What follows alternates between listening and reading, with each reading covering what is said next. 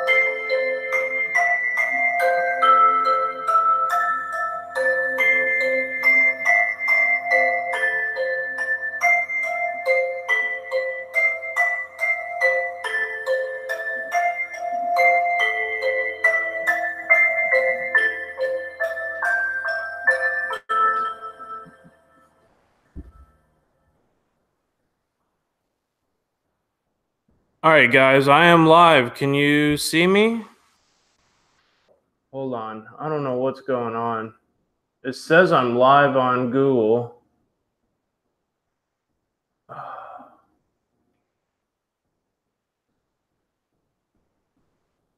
Alrighty, guys.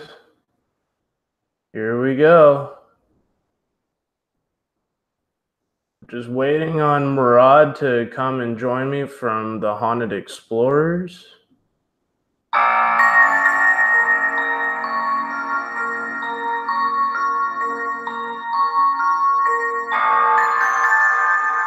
Hey, Jelly Duck.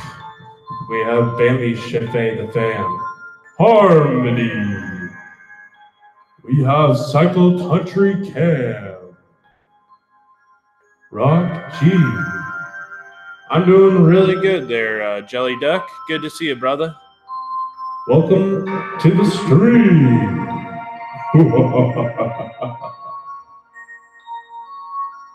Welcome to the Paranormal Q and A, Ask an Investigator Live. All right, guys, we are about to get started in just one moment. What's up? What is going on? We are getting started here. Sounds good. Sorry. Welcome, Murad, to the show. Thank you.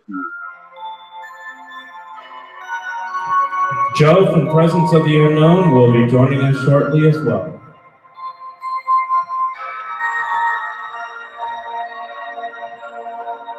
How's everybody doing?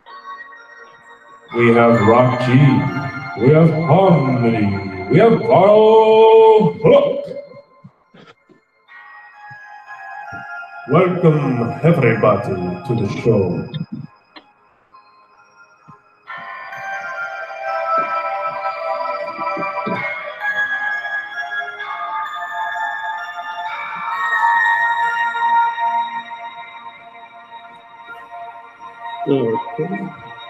So welcome everybody to Ask an Investigator Live. I hope everybody's having a great day so far. Let me know in the comment section below. Today is a live Paranormal Q and A for me and Murad, and Joe from Presence of the Unknown will be joining us up here on panel as well.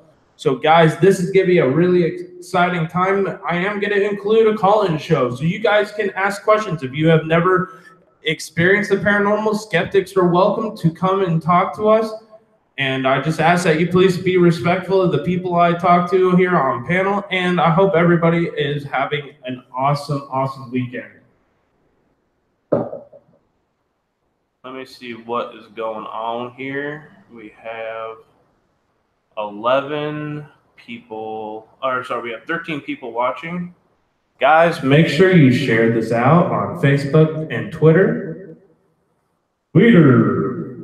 Guys, if you'd like to now sponsor my channel, I do have a new Patreon up. So it is the new and improved HSFL Paranormal Patreon account.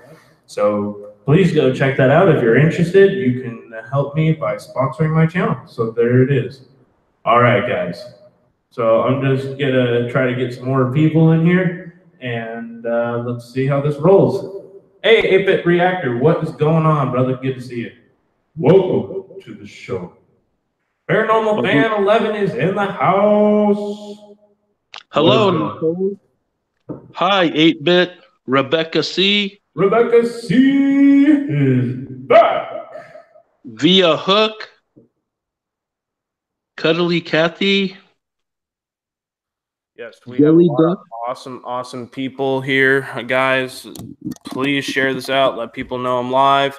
We got 13 people watching right now. I'm going to put this out on a few more networks and see what we can grab. So now it is working. It's showing that this is live. It was kind of freaking me out because it wasn't showing that this was actually live for a long time. So let me see here. 16 people, thumbs up. Awesome sauce, you guys. Hi, Paranormal Wales UK. Hey, Paranormal Wales UK, who's going to be joining us on the Queen Mary. We also have Harmony. We have Daily D Mystery. All right. Let me send this out. Come on, guys, please share. Share this out for us. Yeah, this is going to be epic, you guys. We're going to get a call-in show going. Who is on the panel? This is Murad from Haunted Explorers. He is going to be joining us next weekend at the Queen Mary, at the Omen House, and we're going to be also going to the Queen Mary together, among other trips that we possibly might have planned for this year. Guys, if you want to see exclusive content, I do have that Patreon up now. So I'm going to be doing live streams on Patreon as well now. So if you want to sponsor my channel and get exclusive content and first looks at locations, sign up for that Patreon, guys, because it's going to be really, really cool. Just starting at just $1.99 a month, guys. See here. No, I already sent this to their... Hi, the Daily D. Let's see. We got the YouTube. Hello, what the ghost? Got the YouTube support page, so I'll send it there. Thank you, Broken Angel. Hey, Broken Angel, welcome. Thank you so much. What the ghost just made it the 18th like. We have now 19 likes on this stream. Thank you so much, everybody. Much love and light. All right.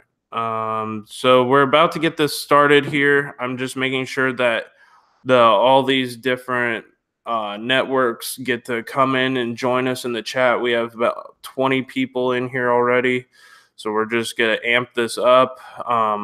It didn't look like many notifications went out, but I'm putting them out right now and letting people know this. So Kel's fam, hi, and Ray the fam, hello. We have Ray the fam and Kel's fam. Snowing where you're at. I bet it's really bad weather on the East Coast and the Midwest right now. There was actually tornado warnings and watches in Alabama, Mississippi, and Georgia this morning, from what I was seeing. And for those of you who don't know, my name is Murad from the Haunted Explorers. Hey, so Murad, why don't you tell them a little bit of your backstory, how you got into the paranormal, and kind of just give them, for the people who don't really know who you are.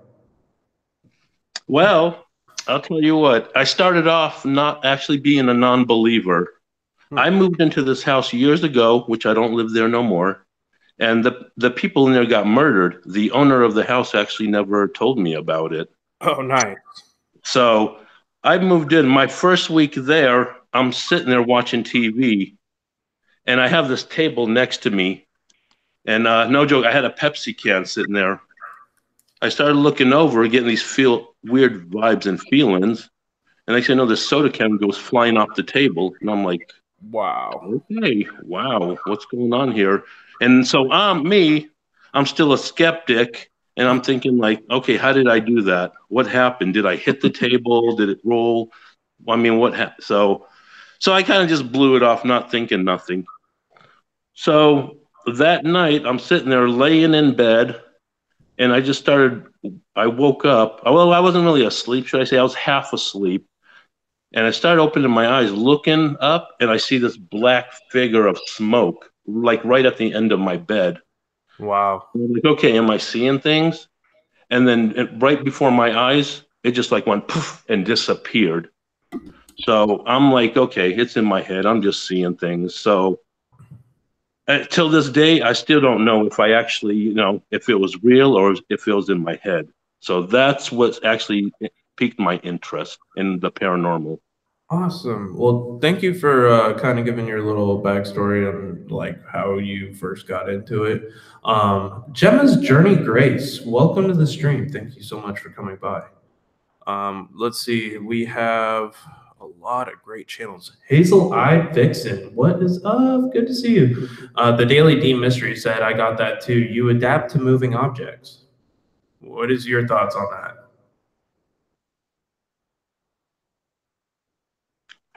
But I adapt.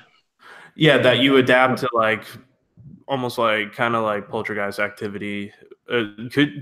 Could you adapt, I guess would be the question, to poltergeist or spirit activity moving stuff in your house on a regular basis? I probably could because honestly, I don't get scared that often. So it would Right. probably be easier for me now. Back then, I wasn't scared. I just didn't understand it. Right. So, And that's what most people are. Most of the people's fears come from things that they don't quite understand. And mhm. but also there's some stuff in the paranormal field that you think you know everything about, and then all of a sudden something new happens and it freaks the shit out of you. Well, I mean, honestly, I really wasn't freaked out because most of it I thought, okay, it's just in my head. So I, I don't think it's real. So, and then the other half of me saying it might be real. Right. So I was kind of confused on, should I believe it? Should I not believe it? Daily So, D said, "You just get used to it," and we go, alrighty then. Like, alrighty then. so yeah. So I mean, till this day, I honestly didn't know if it's real in my head or if it, or what. So I just went with the flow, and I said, you know what? I think I'm gonna start doing this to see what I can get into and if it's real. And here I am to this day. Oh yeah, yeah, right. Let's see. Can't wait to be in the USA for 4 weeks. I got you both great. Sorry, you both have great live streams to do from Oh, Paranormal Wales UK. Yeah, it's going to be a pretty epic there, Paranormal Wales, for sure. yeah. Especially when you guys all come out to Vegas here. It's gonna be real fun. I can't wait. Yeah, I can't wait either. It's going to be a total blast. Thank you guys for the 30 likes. I really appreciate it. Also, thank you for the 22 people watching. I really do appreciate it. So what point did you go, okay, this shit is real? In my perspective is when I captured the image. Well, I was with another paranormal team in North Carolina, and this is before I even considered doing this on YouTube. I kind of came up with the idea for this channel about a year before I started it. But I was out with another paranormal team in North Carolina investigating the 15th Street Cemetery, and there was a cemetery there with a really bad character. I mean, this guy was pretty sadistic in the way he killed his slaves and treated them. He was pretty awful. And we actually captured what we thought was the hounds of hell guarding his gate to his grave. It was like a disfigured dog with glowing red eyes. Hello, Watchdog 165. Watchdog 165, what is going on? Welcome to the stream. We have Wonder Pup Adventures. How's it going? 89 Mattel. 89 Mattel, what's going on? Welcome. Thank you all for joining. I really appreciate it, you guys. We have 25 people watching. We have 32 thumbs up. This is a really good sign. Yeah, it is. It's good stream health. Everything's working. The PA system's up. The lighting looks good finally in this house. We're missing Joe. Yeah, we're just missing Joe right now. But if you guys want to call in, I'm going to put up that number. If anybody else hasn't already. Dark Paranormal Hunter has entered the chat. Hello, Hazel Eyes. So let me. If any of my mods have my call-in number, otherwise I can grab it real quick. I almost forget about it myself sometimes. But you guys can call into the show. You just have to say your channel name. It's going to be a Google Voice number. Let's see, Google. How are you doing, Wonder Pup? It's good to see you, Paul.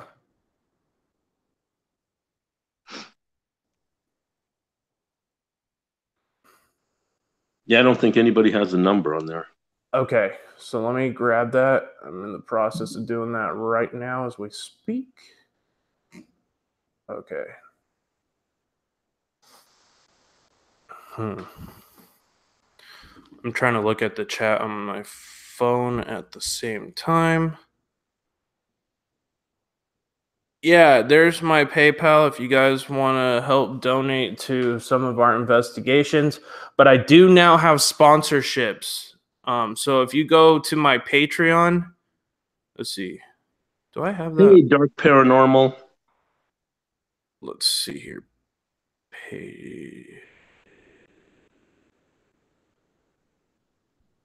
I should have my Patreon linked in there, so hopefully, if you guys want to sponsor my Patreon, you can do that for just about $1.99 a month, and I will start doing live streams on Patreon, so definitely check that out. And guys, make sure you share this out. Yeah, and share the hell out of this live stream. Let's see here. I guess my Patreon is not hooked up to. Hi, Jenny. I'm still getting the Google Voice number. I just grabbed it here, so just give me a second. Hello, Hazel. Okay.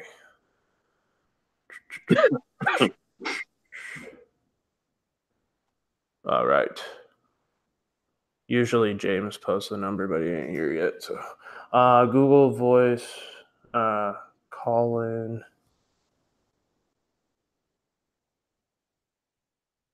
Thanks for coming in, Paranormal Whales. Oh, there's my Patreon link, guys. If you'd like to sponsor my channel and some of our investigations, you can do that monthly, starting at about $1.99 a month, and that will give you free access to private live streams that are not going to be here on YouTube. So, and they can be a little more raw and uncut, and they don't have the limitations YouTube does. So, let's see. Call into my show. I'm going to copy that real quick. Okay, awesome. Thank you, Gemma, for sharing this out on the community post. I really appreciate it. That's awesome. Let's see. There we go. So you can call into that number and share your experiences. I was trying to find it. But there it is. My Patreon is up, guys. Hi, Jen's Journey. Here, I'll grab that link too. If I actually, hold on. I need to do this, because if I do that, then I'll lose the number, and I don't want to do that. Come on, guys. Join the Patreon. It would be really cool, guys. Seriously. He's going to have awesome content. I'm telling you guys. And getting back into the chat. The top tier, which is, I think it's $9.99 a month, you get a free HSFL t-shirt and exclusive content only specifically for that stream, for that tier. Okay, so there's the Patreon, guys. There's the link right there. Wrote that number down. Cool. Hey, Chris the Fam is in the house. How's it going, Chris the Fam? Jen's Journeys, welcome to the stream. But there's my Patreon, guys. It's the new and improved one. I spent a lot of time putting this together yesterday, so definitely give it a look-see.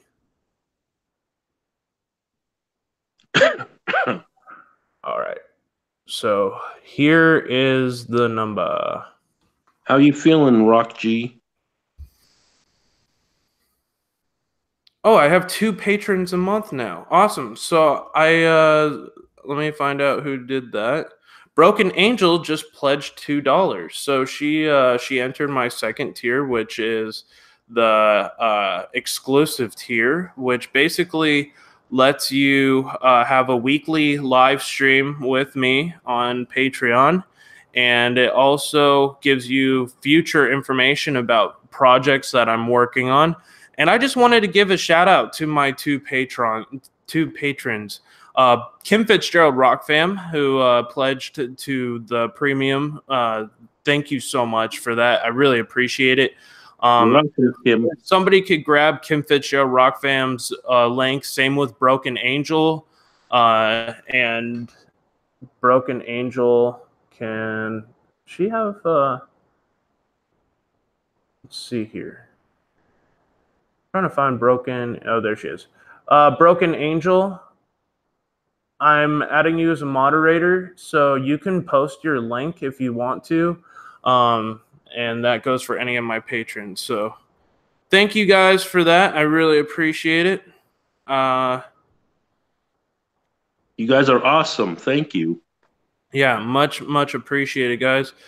She joined... Oh, no, she joined the basic tier. That was what it was. So that'll be one live stream. I'm gonna change it from once a month to twice a month for the basic tier, and then weekly is going to be for the other tiers. So I will, and then I still will be keeping everybody updated, all 3 packages, on what's going on in the future events and future investigations as well. There it is. There's the contact number, guys. So please send that out. Rebecca C is back, is on it. She just posted the link for her in there. We have 34 people watching. Holy smokes, guys. Thank you so much. I really appreciate it. That is awesome. Hey, guys, remember, if you guys want to get the twerk, 100 likes. Yeah. Twerking here will be 100 likes. Brother Seamus, what is going on? What is going on? Thank you so much for coming by. Brother Seamus is in the house. We also have Kim Fitzgerald Rock Fam, or known as John Stalker, who became my top patron, and my very first one, so I really appreciate that. And we have Broken Angel, who has now joined my Patreon as well. So I have 3 packages, basically. It's $1.99 to start. It's $4.99 for the middle package and $10 a month for the other package, and that includes a free t-shirt, premium t-shirt from my merch store, valued up to $25. We have Texas GT in the house, Night in Japanda. Welcome to the stream. Thank you so much. Looking fancy. Yeah, I got the nice shirt on today. Fireman CV in the house. Thank you, Fireman. Ninja Ghost Panda, how are you? We have Native Grammy in the house. Thank you so much, Native Grammy. Much love and light. So, hello, Native. Guys. Oh my God! Hold on. Somebody else just joined. Ooh. Oh no! Wait. Broken Angel actually switched from the basic package to joining the exclusive or the premiere package. So she will be getting a free t-shirt as well. I will probably be getting these sent out very soon. So guys, so we have 2 people who have pledged $20 to sponsor this channel each month. So I really appreciate it. You guys will be getting your t-shirt and exclusive content here on the channel. So thank you guys. So that was Broken Angel and Kim Fitzgerald Rock Fam. You guys will belong to like the members only live streams on Patreon. So please check that out, guys, if you want to join in. Hello, the Anna Nicole channel. Anna Nicole channel, what's up? Good to see you. Fireman CV, what's going on? Lynn Wright, it is so good to see you. Yes, twerking does cause blindness, especially when I do it. So, guys, the call-in number is live. If you guys want to call into the show, ask questions. This is the Paranormal Q and A. Murad and I, Murad and I are going to be taking questions from people, and you will be able to hear us loudly and clearly, and you can talk to us. It's good to see you too. And for those of you that don't know who Murad is, that's me, and I'm from the Haunted Explorers. Yeah, guys, check out Haunted Explorers, guys. Murad is awesome people. This is so cool. I really like this Patreon idea now. Like, I don't know why I didn't do this earlier, but now I got 2 people in the premiere spot, and so they will get a weekly live stream, and they will get exclusive content and sneak peeks at our investigations. So this would be really cool. It's MURAD for Murad. Yes, MURAD. Thank you so much, Jenny Merseth. How are you, Lynn Wright? So many awesome channels in here. We're almost 100 views, and we just started 25 minutes ago. So that's awesome, you guys. We have 45 likes already in the stream. Send me the link. Okay, Joe wants to come up, so I need to give him that link. I don't know how I'm gonna do this.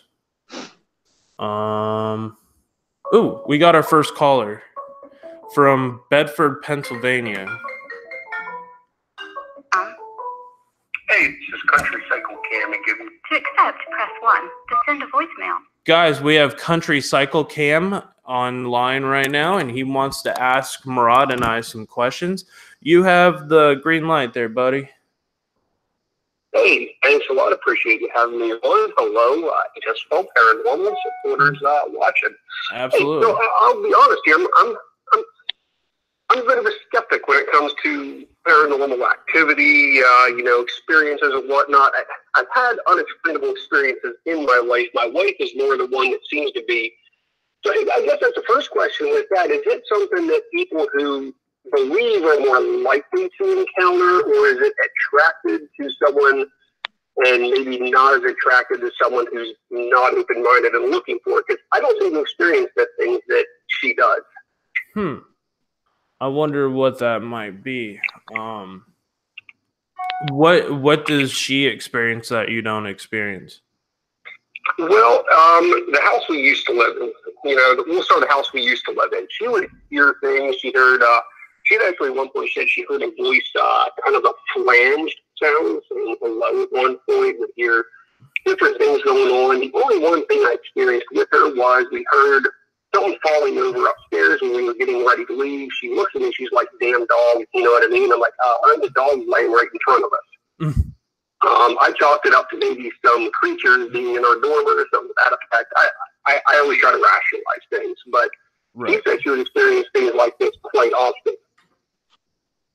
Lou Rock just joined the house. Welcome, Lou Rock. Hey, Lou, do you want to join us for the Paranormal Q and A on panel and help ask answer questions? Let me know. But that's interesting. So what kind of evidence have you experienced, and are you more skeptical, or are you more on the side of you believe in it? I'm a very rational and logical thought that there's got to be some more reasonable way to explain what just took place here. I'll say something that happened, in my childhood was right after my great grandmother passed away. Mm-hmm. We were down at her house. My aunt owned the house, and we were staying there. And I encountered her in the hallway going to the bathroom in the middle of the night. And she kind of approached me. It was her full figure, and she was like, "Hey, it's okay. Don't worry about me," kind of thing. I believe I experienced that as a dream. I don't know if it was real or a dream. I was a kid. That was the first thing I can remember that was really strange that I experienced in life. But again, I kind of feel like, okay, that was a dream. It was really a real dream. You know what I'm saying? Mm-hmm. So, there's been experiences, but I'm not as open-minded as, say, my wife experiencing things. So, right. Gotcha. As far as things in homes that we've owned, and things, she always has things in like the last house. That we so you tend to be the voice of reason in your relationship. Yes, and I think that's kind of annoying.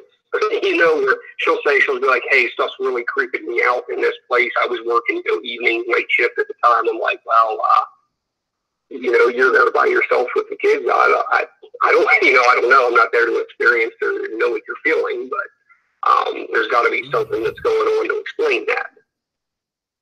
Well, honestly, to me, it actually seems like it's real, and they just want you to know that they're okay and not to worry. So a lot of times people, when they see things like me, for instance, when I first started, I thought it was all in my head, but you know what? I'm starting to realize that family members, loved ones want you to know that they're there. So that's why they let you see them, because most of the time you don't see, spirits and stuff. It's rare to see them often. So yeah, I think they're just there to show you and let you know that, hey, we're here for you, we're okay, and we love you. So I think I don't know that what I experienced in my childhood there was something that actually maybe did take place. I can't say it didn't, but I kind of rationalized it as, I woke up, I had a really crazy dream, and that was that. So right. I guess that was the question that I really wanted to get to is people that are more skeptical, are we less likely to experience it because we're not as open-minded about what we're experiencing? Yeah, like for instance, I had people tell me that never experienced it. It's all in my head, and I need to see a doctor. So I'm like, okay, they all have their opinions, and that's fine. But until they experience something, they're going to be like that. So, I mean, that's the way some people are. Some people are skeptics, and some are not. And I'm more of an open-minded. I believe it, and if it happens, it happens. If it don't, I'm not going to say it's not there, but if it's there, it's there. Mm-hmm. Right. What are your thoughts on that cycle, Cam? Well, I have nothing against anyone that says they are experiencing something. Oftentimes I think it goes to your perception of how you process what you're experiencing, and if you're going to immediately write off anything your experiences, with your biases of it not being something real, then you can kind of rationalize your way out of a lot of things. Right. But I don't know. Do you guys feel in your experiences that spirits or anything of the paranormal realm is going to be less likely to reach and contact you if you're not open-minded to receiving that? Is there that kind of connection there? Yeah, well, like for instance, okay, I went to one investigation where I got touched, and I'm like, okay, and the hand was ice cold. I said, maybe I was just feeling things, or maybe it's not real. But when we actually put it on camera and look, you actually can see a handprint. So that's another reason why I'm more a believer, but before I wasn't. So I actually had the proof to show it. So, I mean, that's why I believe. Proof is in the pudding. You know what I mean? Mm-hmm. Absolutely. Oh, yes, no doubt. I remain open-minded. Of course, I'm 36 now, and I've, had minimal experiences. And, like I said, where we heard what was going on upstairs there, it sounded like literally something very large falling over. A little bit too much noise to explain by a little chipmunk in the dormer in the attic, but I guess don't want to accept. Maybe there is something in this house and something crazy going on, but I got to live here. So if there is, I don't even want to know about it. Well, maybe it's a family member, right? What if they want to tell you hello, or that they're there for you? So I always want to know, because who knows? Unless it's like some kind of demonic entity. I mean, then I don't want to know. But Yeah. other than that, if it's been there and it doesn't harm you or attack you or anything, then you should be fine. It would have did it by now, if it wanted to. Right. Yeah.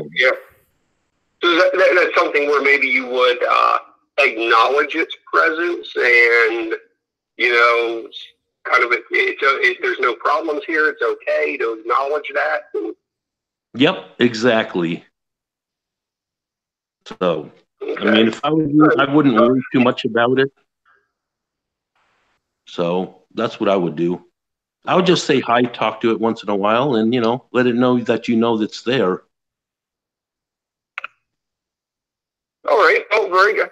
I don't want to stay on here too long if you have other folks that want to call in and talk to you, but, I figured, hey, I'll call in, even though I'm a little bit skeptical and try to rationalize everything. There are things that aren't exactly explainable, and that's perfectly okay, man. Like that's the kind of stuff that we like to hear, and that's the kind of stuff that we like to talk about, is people who might not quite believe in this. And there's some things that in the paranormal field I'm still not 100% sure of, and I'm skeptical. But with every investigation comes a new learning experience. Exactly. And I'm the same way. I guess you call that as an open-minded skeptic. Right. I think is the way to describe it. Exactly. So, fellas, well, I appreciate you having me on for a few minutes, and I'll be following the rest of your stream here. Appreciate you having me on. All right. Thank you so much for coming on and speaking with us. I really appreciate it. Yeah, thank you so much. Guys. Take care. All right. Take care, man. And I think Lou Rock wanted to join. Yeah, so I need to send him the link here on Facebook. Sorry, Lou, I did send it to you on Google Hangouts. Just give me 1 second, man. I will get it to your Facebook here in just a second. Sometimes Facebook, for whatever reason, likes to load really slow. It doesn't seem like that today, but it's happened in the past. So just give me 1 second, fam, and I'll get to that. Mama's Om Sweet Om just joined Patreon as well. Ooh, nice. Hello, Sarah F. Sarah F is in the house. What is up, Sarah F? So we gained 2 new subscribers as well, so thank you for that. I really do appreciate it. So right now, let's see here. I'm going to go here. So we have people pledging $27 a month now, which is awesome. I'm so glad that this is going the right way. Yeah, thank you guys. You guys are awesome. That's incredible. Yeah, super freaking incredible. Okay. Now I can't find Lou Rock's messages.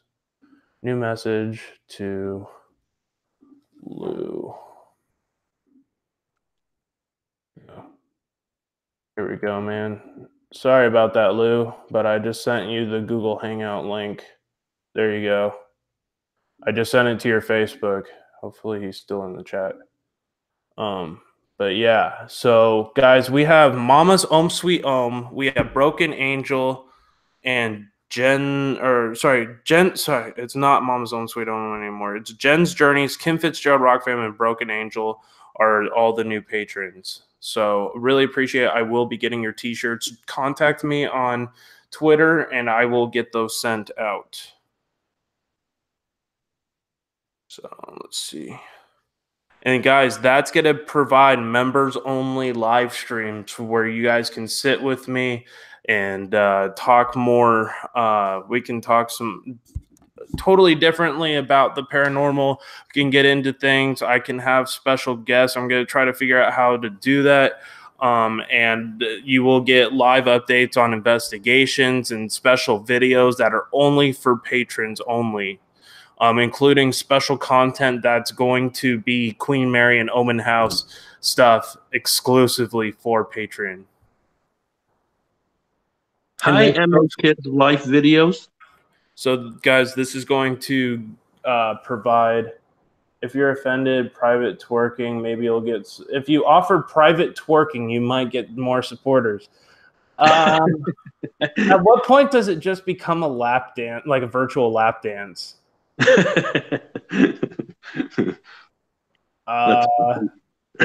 That's funny, guys. Thank you for that. I needed the good laugh there.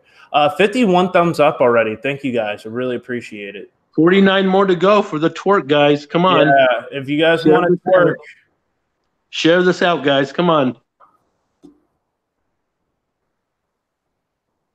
Hey, if I could get some more patrons, if I get up to 100 per month, I'll do a live twerk on Patreon just for you guys if I get up to 100 a month. So that would be very, very special. So I would need just a few more patrons to join, and I will give you guys a live twerk on a private live stream for you guys. So now we have Jen's Journeys, Broken Angel, and Kim Fitzgerald Rock Fam all in the premier tier. So you guys will be getting free HSFL gear, and that's going to be really, really cool. Lou Rock just joined us for the Paranormal Q and A, and I'm still waiting on Joe from Presence of the Unknown. But we're going to have a pretty awesome conversation here. And guys, please call into the show if you have any questions for any of us. Hey, Lou, how you doing? I got a question. What the hell possessed you to twerk? Like that was started by JoJo Walker. Of course it was. And it became a thing ever since. It was originally, she originally wanted to do it for $50 donation. I moved it up to 100 likes or $100. That's funny. You know what? If you got it, then I guess flaunt it, I guess. Yeah. There's not much flaunting, dude. That's exactly why I don't do it. Yeah. Hey, can you hear me, Ray? Yeah. Do I sound weird or something? No, we can hear you loudly and clearly. All right. When I hit 1,000 subscribers, I actually twerked, but my butt is like 2 suction cups. It's like instead of like a butt that sticks out, my butt is like concave. So like when I sit down on a chair, like it sticks to the chair and stuff. Yeah. But I did a twerk at my 1,000 subscriber celebration, and I lost. I think I lost like 500 of the subscribers that day. Small Town Investigations just joined us. Thank you so much, Small Town Investigations. Much appreciated. 28 people watching. I really appreciate it. Thank you so much. I don't know why my camera just doesn't seem to want to. Oh, I know why it's not working. Okay, let me see if this we works. have Daily D Mysteries and Tavi Smith just joined us. Welcome, Tavi Smith. Down the rabbit hole we go. And he left, and he should be right back. Okay. We're still waiting for Joe. I did send him a link. I think I need to send it the same way I sent it to Lou, because he apparently didn't get it.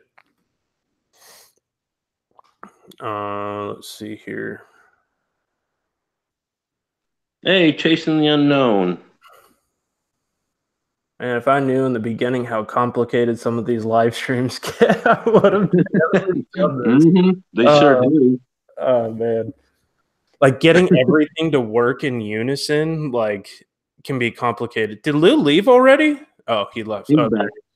Gotcha. Hey, there he is. Now we can see him. Yeah. But we can't hear you. I had to mute because I had to scream at my children. Oh. Happens. Sounds like Psycho Tracker. What's that?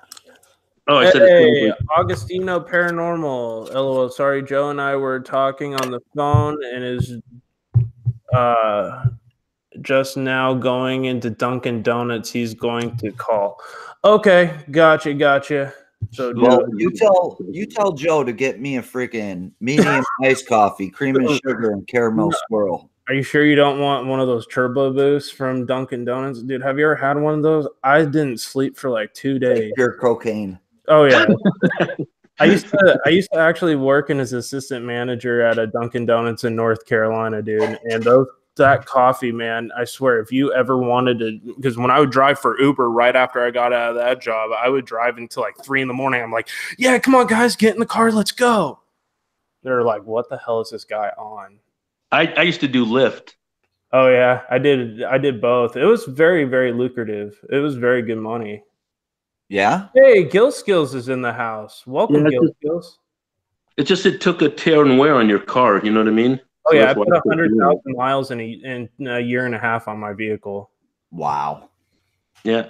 Now my car right now, I had it for almost 3 years, and I only have 16,000 miles on it. I don't drive it nowhere. I'm always renting cars. Right. That's what I need to start doing. Maybe I should just rent a car and drive it to Vegas. Ah, there you go. That'd be awesome. Hey, Trek Lady C, welcome to the stream. Thank you so much for joining. So, by the way, guys, for those of you who just joined, I'm Murad from the Haunted Explorers. Yeah, me and Murad are going to be setting up some pretty awesome trips coming up, guys. Yep, can't wait for that. Okay, so let me read off the Patreon list one more time because I'm going to try to start doing this every stream. For those who sign up for the Patreon, it's going to be pretty awesome, guys. And there's going to be private live streams. And let's see here. John, I need some help with my Patreon, man. I don't know how to use that stuff. I barely know how. I just set this up yesterday, so I'm still learning as I go. So I guess you're not the guy to ask for help. I mean, I can help you because I know how to set up the tiers, and I know how to set up where your live streams go straight to Patreon. Yep. But let's see. Dude, I got me too, right? Sorry, what was that? Said you're gonna help me too get it going, right? Oh yeah, I can help you guys. Let's see here. Dude, I got a proper microphone. I know, dude. They gave you a Yeti. That's awesome. Oh, you got a Yeti? Oh, yeah. Nice. Thank you to Jen. No, Jen Journeys is awesome. She threw me back, man. When my mom opened it and there was a little card that said what it was, and my mom read it and she's like, "Oh, you're gonna like it." And I'm like, they're saying you can't see you, Lou Rock. Yeah, I know. I'm eating some well, it's breakfast for me, but I'm eating some breakfast, so I didn't want you guys to have to watch me munch. Yeah, guys, the call-in number is live. So if you are wanting to talk about a paranormal experience and have questions for me, Murad, or Lou, please call into the show and state your channel name when you do it. And I won't be taking calls from restricted numbers. I'm just gonna let you up front center there. So let's see. Love Jen's Journey said, "Love Mama Rock." Mama Rock can never wait. If I go to the post office and I come out with anything, can I open it? She wants to rip the packages wide open. I'm like, can I do it in my live stream? Like, that's why these people send this stuff, because they'd like me to open it in my live stream. I just want to take a peek. Just let me take a peek. Jeez. All right, so there it is. There's the Patreon link right there, guys. So if you want to join Patreon, there is the link right there. I am 50 away from 2,000 subscribers, guys. That is crazy. I just lost 15 let me tell you yesterday. Let me tell you something. For a channel with under 2,000 subscribers, you are kicking ass. Thank you, man. I really appreciate it. Kicking ass and taking names. Dude, for the amount of people that you have in your live streams and people that stay active, you're doing really well, man. Thank you. It takes a lot of work. You put in a lot of work, dude. I work between this and Presence of the Unknown. I put in about 40 to 50 hours a week. So it's a full-time job for me. Oh, yeah. I don't make full-time money, but this is something I love to do.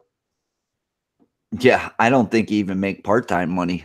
No, not even close. That's why I have a full-time job, and that's why I go to work every day and do that. Even though I don't like it, it helps me fund this and other projects. So, Well, people, we got Joe from Presence of the Unknown calling right now.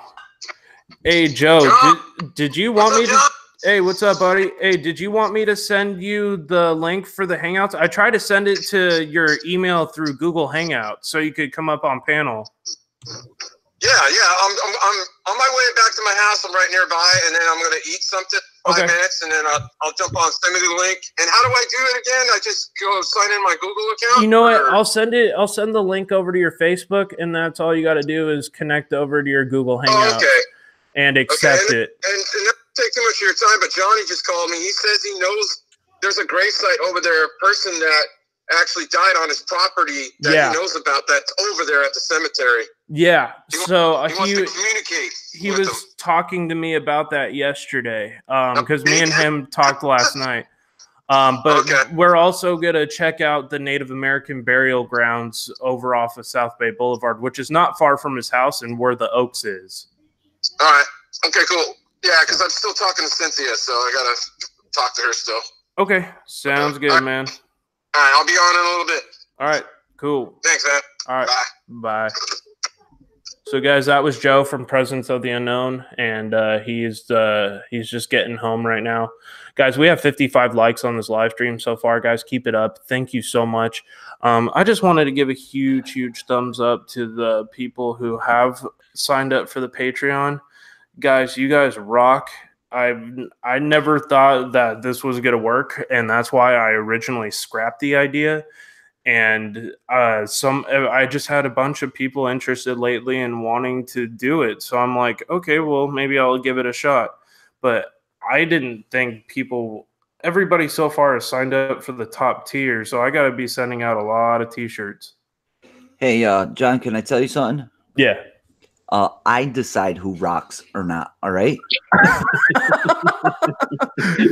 Oh my gosh. Yes. Lou decides who rocks. That's why his name is Lou Rocks. It's his name and his reputation, guys. Actually, you're talking about the Patreon thing. And the thing about Patreon is I didn't want to start a Patreon until I have something to offer. Right. There's so many people out there that have Patreons that it's really the same thing as YouTube. It's just they pay you money. Yeah, exactly. And the top, when I created the top tier, which basically states it includes the first 2 top tiers. So you'll get a weekly live stream with my exclusive and to have first knowledge about future projects and investigations. Also, it's going to have sneak peeks of the investigations that won't be on Presence of the Unknown for a few days or if not weeks. So it's going to have that kind of information. Plus, it's going to have a free t-shirt and HSFL gear as the months continue. So that's how I set it up. I kind of created different tiers kind of from your base to the premium. Hell yeah. That's the way to do it. Yep. Okay, guys, come on. Does anybody want to call in? So, guys, please call into the show. That would benefit us as investigators to talk to you about your investigations. Thank you so much, Jenny Merseth, for posting the links. I really appreciate it. I'd rather pay you than Comcast. Oh my God, that's funny. I turned my cable off too.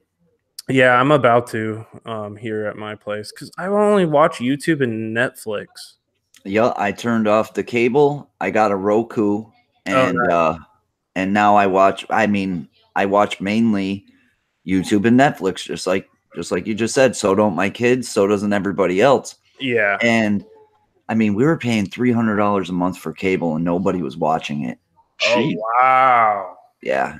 So that's way too much. It's not cheap. The cable companies, and the cable company here has a monopoly on this area. The whole central coast of California is owned by Spectrum and Charter. Charter, yeah. Charter's like the mafia. Yeah, they are. They know they have you over the coals, and they Yeah. will just stick it to you in every way they possibly can. See, when I was living in North Carolina, AT&T had the monopoly. Oh, And here in AT&T Nevada, is junk. in Nevada, we got Cox. Cable. Oh yeah, Cox is big in Southern California, all the way into Nevada, Southern Nevada. They're not bad. They have. Hey, this really is a PG-13 family channel. all of a sudden went from paranormal to talking about Cox. Oh jeez. Cox Cable. Oh my god, this just went off on like 50 Shades of Paranormal here. Uh-oh, we just lost some viewers. Oops, sorry, guys. No. You're twerking, and now we're talking about Cox. Mama's M-Life Kids and Videos, thank you so much for the 10 quid super chat. I really appreciate that.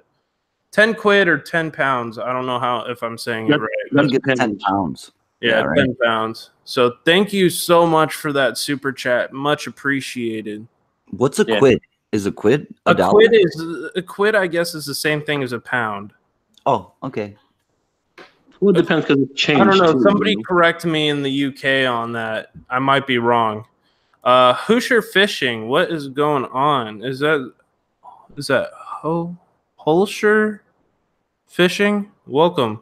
Thank you so much, Rock G. I really appreciate you tweeting that out. That's awesome. Big freaking fish in that guy's hands. Yeah, it is.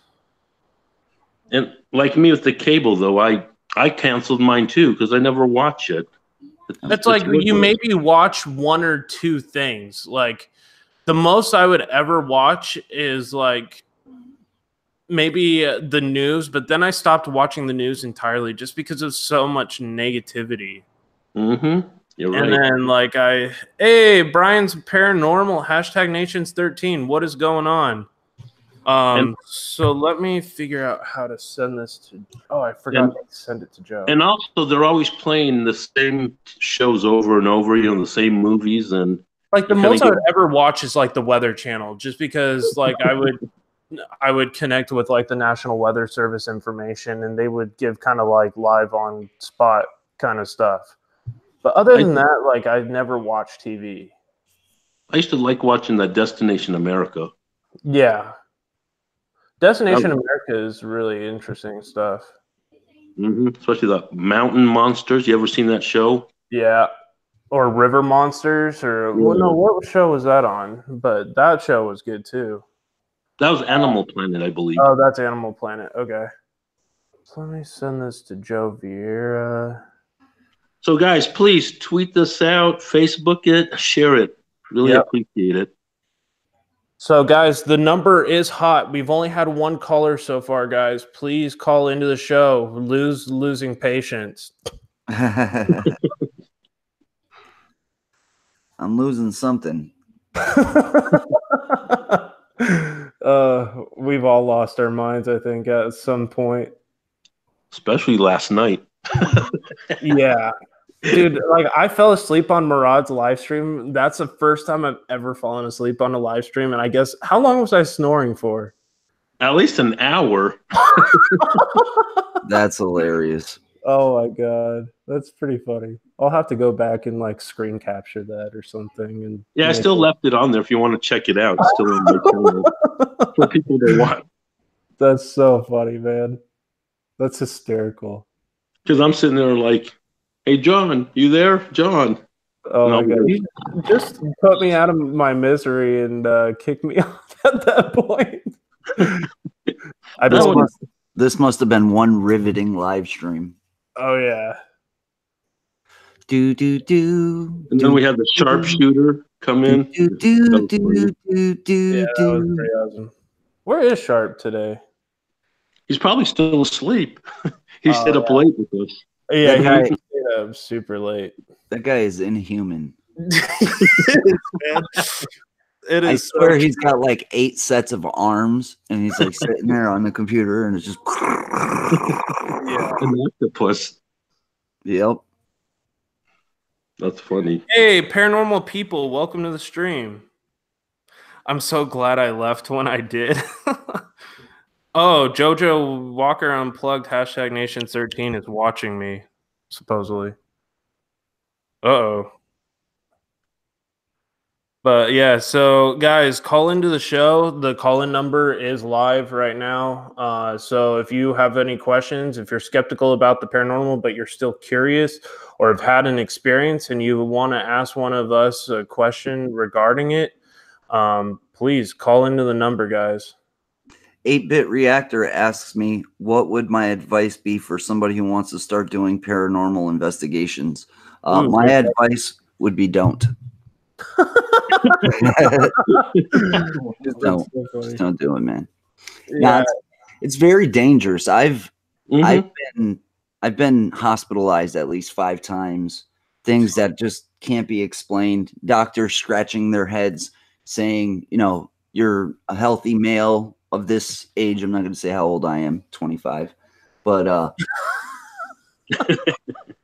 they're like, you know, you're a healthy guy. There's no reason you should be getting pneumonia. Or I never had panic issues. And then I'm like, shortly after getting into the paranormal, I started being, you know, I started having panic attacks. And it's just, I believe that a lot of the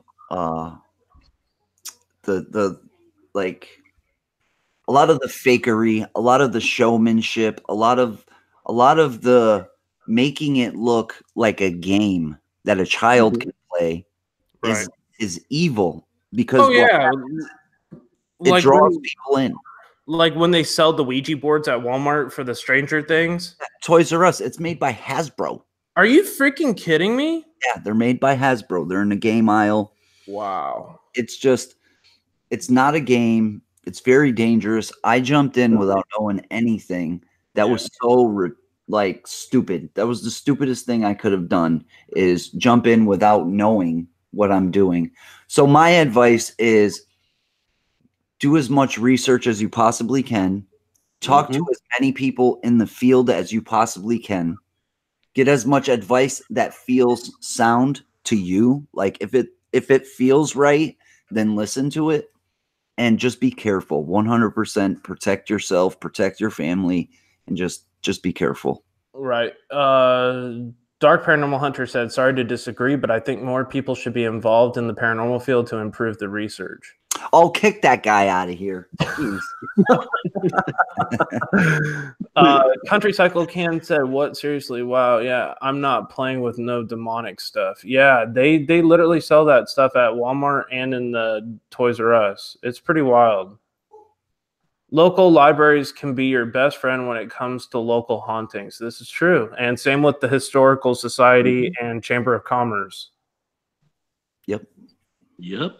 I actually agree. hooked up with a guy who's the head of the Historical Society in the next town over.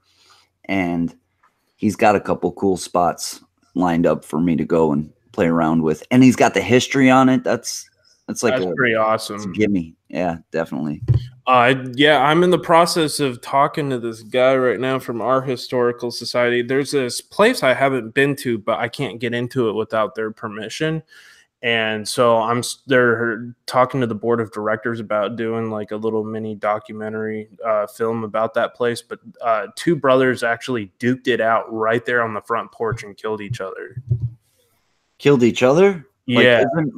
Shouldn't one survive? I guess both of them died like on the property. Yeah, that's tricky, but like I guess they might have pulled the trigger at the same time. But yeah, like I guess both of the brothers like died, and the guy was like, I've seen stuff, but other people in the Historical Society don't see it. But we got a call coming in from Canada.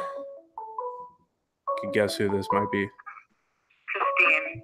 I know who that is. Hello, you're on air. Who is this? Well, hello. This is Trek Lady C. Oh, hey, Trek Lady C. How you doing? Doing pretty good. So you gotta bear with me. I have 5 minutes. I'm hanging with my daughter and I'm making some lunch. Nice.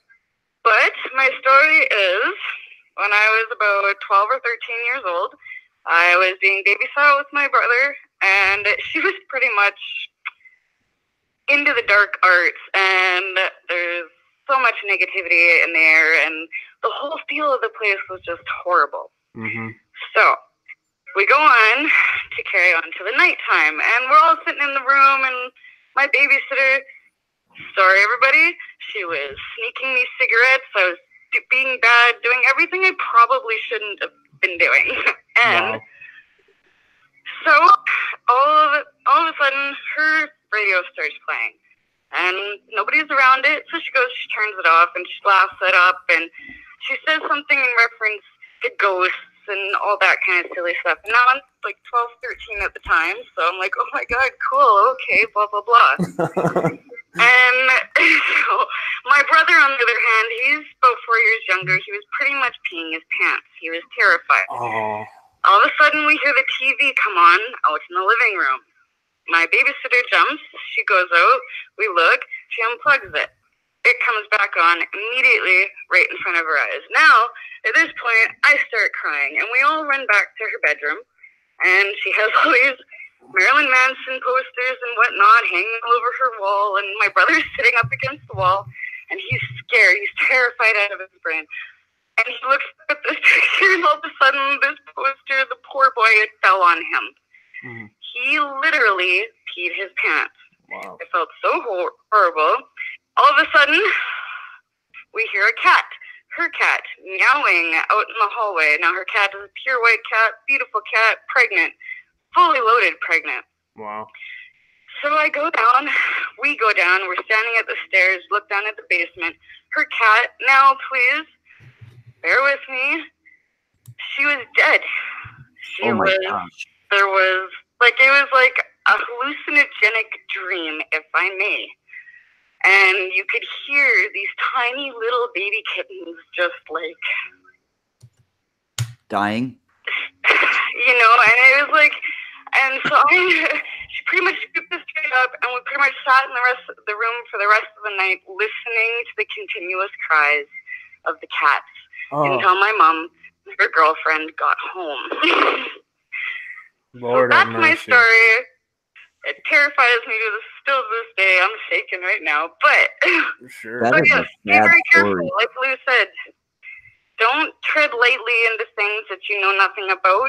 Because as a child, I was like, oh my goodness, this is so exciting. And then I was terrified and horrified and kind of scarred now a little for the rest of my life. So Wow. be very careful, guys, and safe journeys. And just give it up for our man here for doing this awesome show. And call in. Yeah, Call in absolutely, and guys. tell us your stories. That's the craziest story I ever All right, freaking guys. heard, I'll tell you that. Lots of love. Happy hunting. We'll talk to you soon. Absolutely. Thank you so much. You know what that story reminds me of? That story reminds me of Silence of the Lambs. Dude, it kind of does, doesn't it? Do the kitties still cry at night? Right? Oh my gosh. The sharpshooter just entered the house. What is going on, brother? Good to see you. The sharpshooter has been activated. Yeah. Perfect timing, because the trolls just started rolling in with the whole thumbs down thing. But pinkies up, bitches. It's probably Pinkies up, 'cause of me. bitches. It's probably because I'm here. No, they've been getting me lately for some reason. But oh well. Hold on, let me go leave John a thumbs down real quick. Hold on. Yeah. Then I'll A view is a unsubscribe view. I'll unsubscribe from Lou's channel. I took it back. That's all A right. view is a view. It's a view, yeah. Views are a view, and Here's the deal, bro, right? yeah. If Oh, you're looking... We if- got a call in from Wisconsin.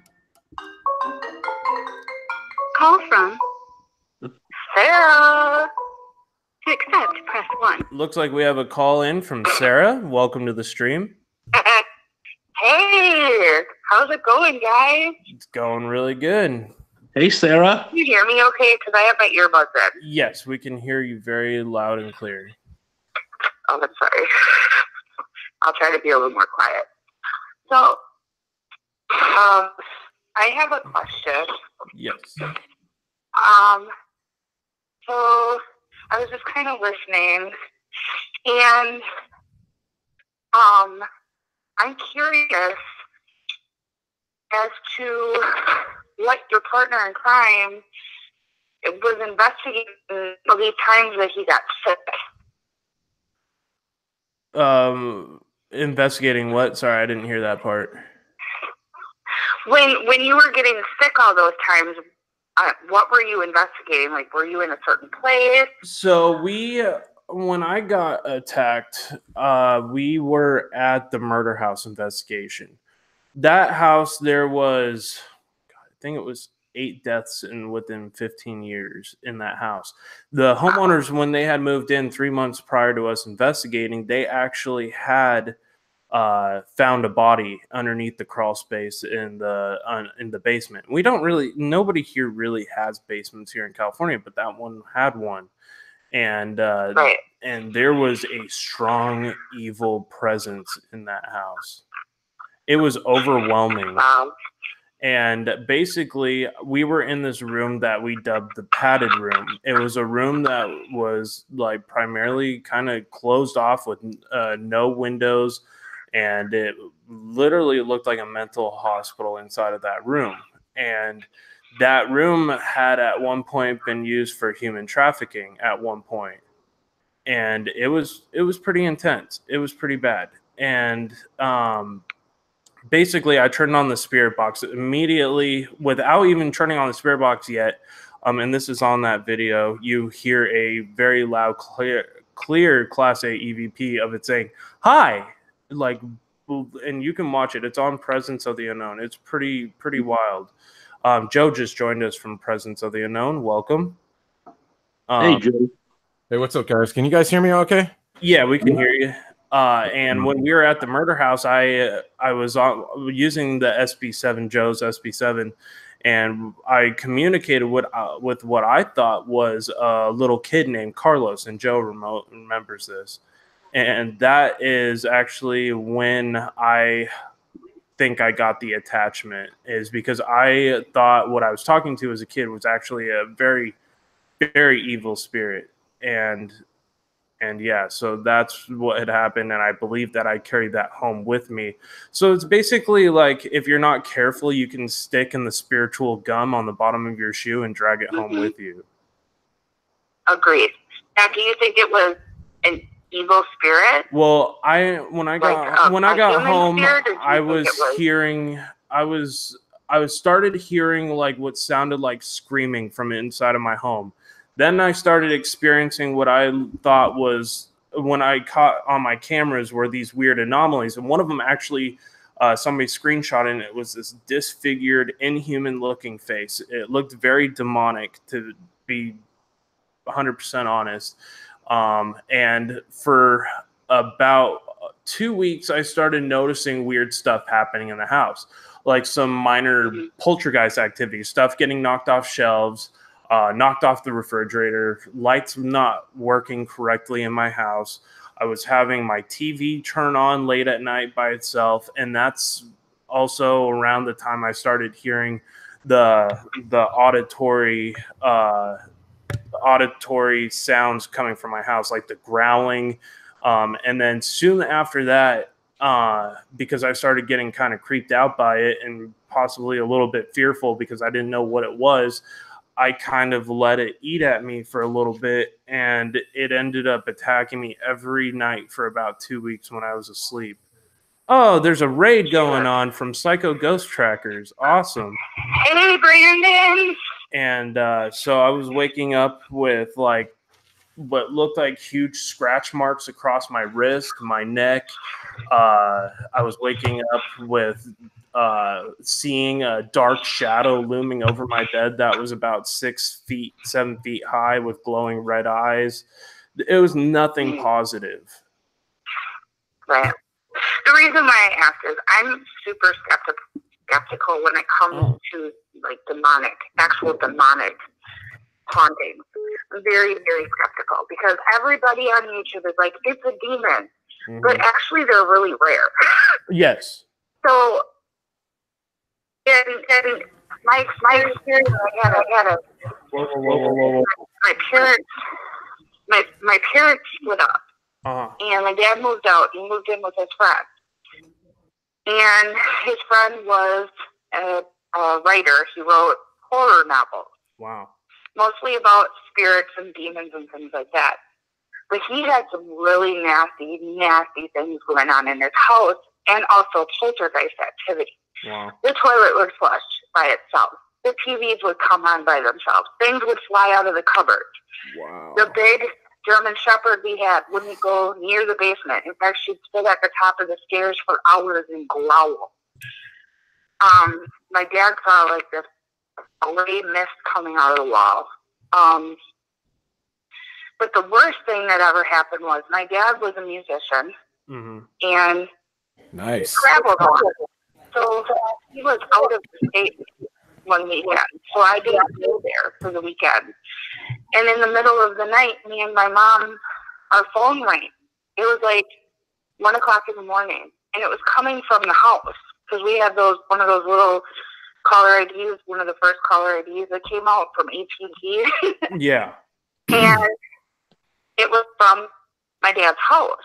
Wow. And whatever called my mom that night had used my dad's voice, told her he was going to kill her, all kinds of stuff. And it was my dad's voice, but we knew my dad wasn't in town, and we verified that by calling the hotel that he was staying at, playing for the band, and they said, no, he's booked, and it was in another state. Wow. So, Crazy. yeah, it was crazy. So I used to experience very, very negative things, and I never knew what to say. I never knew what to call it. Right. You know what I mean? Because some of it was lighthearted and some of it was not. So I'm very skeptical, and I always like to ask people who have had negative experiences like that, like, what was your experience? Because maybe there's some similarity, you know? Right. But maybe we'll never know, right? I guess we'll truly never get the full scope of it. For me, I've had things imitate my voice. Really? I go back to edit a video, and I hear something using my voice, but it sounds more like a sigh or a whisper. Like it is my voice, but it sounds like if I was struggling to breathe. And wow. So this was very clear. This was, I'm going to come to your house and I'm going to fucking kill you. Is exactly what this thing said to my mom. Whoa, oh yeah, no. it's my dad's voice. She was terrified. She was praying. That's insane. Wow. It was insane. And people don't believe me when I tell this story, so I don't tell it a whole lot because I don't want to deal with that. But you know, it you happened. Should make a correction. And some people don't believe you. Some very Christian. Right. She was probably a Bible thumper. You could consider her as. She lived for God. And she was very, very, very, very into the Bible, all of that. So when this happened, she freaked out. It was almost like she knew it wasn't my dad. Right. Augustino Paranormal said spirits have been imitating his voice as well. Augustino Paranormal actually lives like 15 minutes from me. Joe and I are actually going to be meeting up with him later this evening to go check out the Indian burial ground. Be careful. Yeah. I'm going to get a little bag of tobacco as an offering, and that's probably a good idea. Tobacco. That's how I live in Wisconsin. We have a lot of Indian burial grounds. Yeah, just be careful. But I'm going to give other people a chance to call in. Thank you guys for answering my question. Thank you. You guys take care. Be safe out there. Absolutely. Bye-bye. Cheers. So, guys, that was Trek Lady C calling in from Canada. Thank you so much, Trek Lady C, for calling in. We've had an amazing show so far and a great cast of people here. We have the Haunted Explorers, Lou Rock from Massachusetts, and Joe Vieira, who is now up here on panel.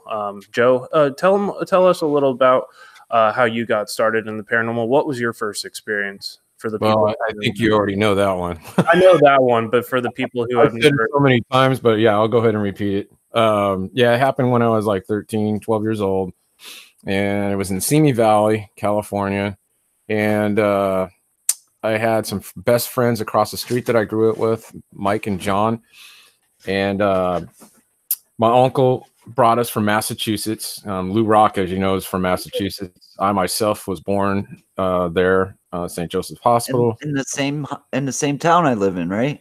Springfield. I don't know. I'm from Springfield. Yeah. Springfield, yeah. Nice. So, anyways, my uncle, which is like a dad to me, he died years ago. But guys, we have another caller coming in from Canada, from Ontario area. Call from Jojo. Oh, cool. Jojo. Hey, that's my nickname. Jojo Walker, how's it going? It's going good. I promise I'm not going to punk you. Oh. I'm not going to screw around. I have a valid question. Okay. I swear to God. Okay. Okay. I want to know everyone's opinion on the panel of past life regression. Ooh. Do you believe in it? Has it happened to you? And has it ever affected your current life? My perspective, no, I've never had that happen. I do believe in it, but I've never had it happen personally. Same with me. I mean, that's a good question, though. It's a very very interesting topic. She just hit something on the head for me. No, I remember growing up in the 50s. I remember what the 50s were like. Yeah. Damn. Yeah, and I actually, it's funny because I always say, I would have rather grew up in the 50s. And it's like, well, how the hell do you know what the 50s were like? And I swear I got memories of the 50s. And I don't know if it's maybe like, I wonder if memory could be passed through your genes. I've always wondered that. Can memories actually be passed through your DNA, through your genes? Can you remember? Yeah, can you remember something that your great-grandfather went through? Maybe if it was traumatic or whatever. During the war. Yep. And he was in the war. He was in the USS Hornet. The reason I'm asking is when Falcon was little, he used to tell us that he was a firefighter. And this is when he was like 3-4 years old. He had just learned how to talk. He gave us detail on like the building, and like at 3-4 years old, how do you know this stuff? You know what I mean? Yep.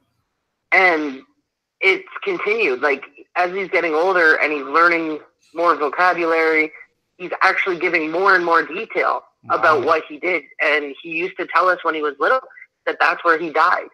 Yep. Wow. It was creepy. Yeah, it was really creepy. Jeez. Like, I personally believe in it. I've had deja vu. So, like, I can remember, I'll get flashes of things that I wasn't around when these things happened. I can recall all of it. Mm-hmm. That's incredible. And kids can often see way more than we can. Now, they're not always as expressive and as detail-oriented as adults because a lot of it transitions. They see things that we don't. Yeah, exactly. And Joe's son actually was realizing spirits in his house recently. That's why we got to protect our kids. Protect their kids from things that atrophy their pineal gland. Mm-hmm. Yeah, that's why John brought sage over here. Yeah, I brought this ginormous bundle of sage over to Joe's house, and I was very happy. Property, and I immediately, once I saged the house, noticed that things calmed down. Yep. And he hasn't seen anything since. Yeah, and he hasn't seen any since then, and that was around Christmas time. Well, that's good. Yeah, we do. We are due to do another cleansing on our place. Yeah. But, it's been active even in our place. Right. But nothing past life related. It's been mostly the stuff that's in this house. Right. Right. Is this an older? Any How of you how had old is the house? any of the past life. Oh, Joe's curious. How old is your house? Our house is from like wartime houses, like World War One, I believe. Whoa. Oh, really? Oh man. Yeah, it's the city we live in is very old. A lot of the houses are historical houses. Mm-hmm. A lot of the houses are wartime houses. One of Victorian, the things too, because I was a horrible child, was actually in an old heritage house here, and the gentleman that owned the house originally used to make the guns for World War II. Oh, wow. That's incredible. Yeah. Jojo, how come I have a hard time believing that you were a horrible child? Yeah. Listen, I can't swear, Lou. Let's not start this on here, okay? I got a bag of flour with your name on it. Oh my God. Listen, I can see every one of you right now, so That's so funny. Hey, Islands of Fun, and we have who just breaking the shell? Tim just joined in. Oh, Shell, you are Hell now. yeah, Shell, yeah. all right. I'm not going to take up any more of your. No, You thank guys you go for have bringing a up good that stream, topic, John. though. That's really interesting. That's something I would like to study more into, but kind of don't want to know what happened in my past. John was a because like, I'm a medium. The John old- was a stripper in his I'm past used to life. seeing it, but certain stuff I just don't see. And when you have a little kid coming to you describing the stuff that hasn't been in the world long enough to know it, Right. it kind of throws you. Oh yeah, no, You know what I for mean? sure. So, Why do you think John wants to twerk so badly? Yeah, He you was just a mentioned stripper in that. his past life.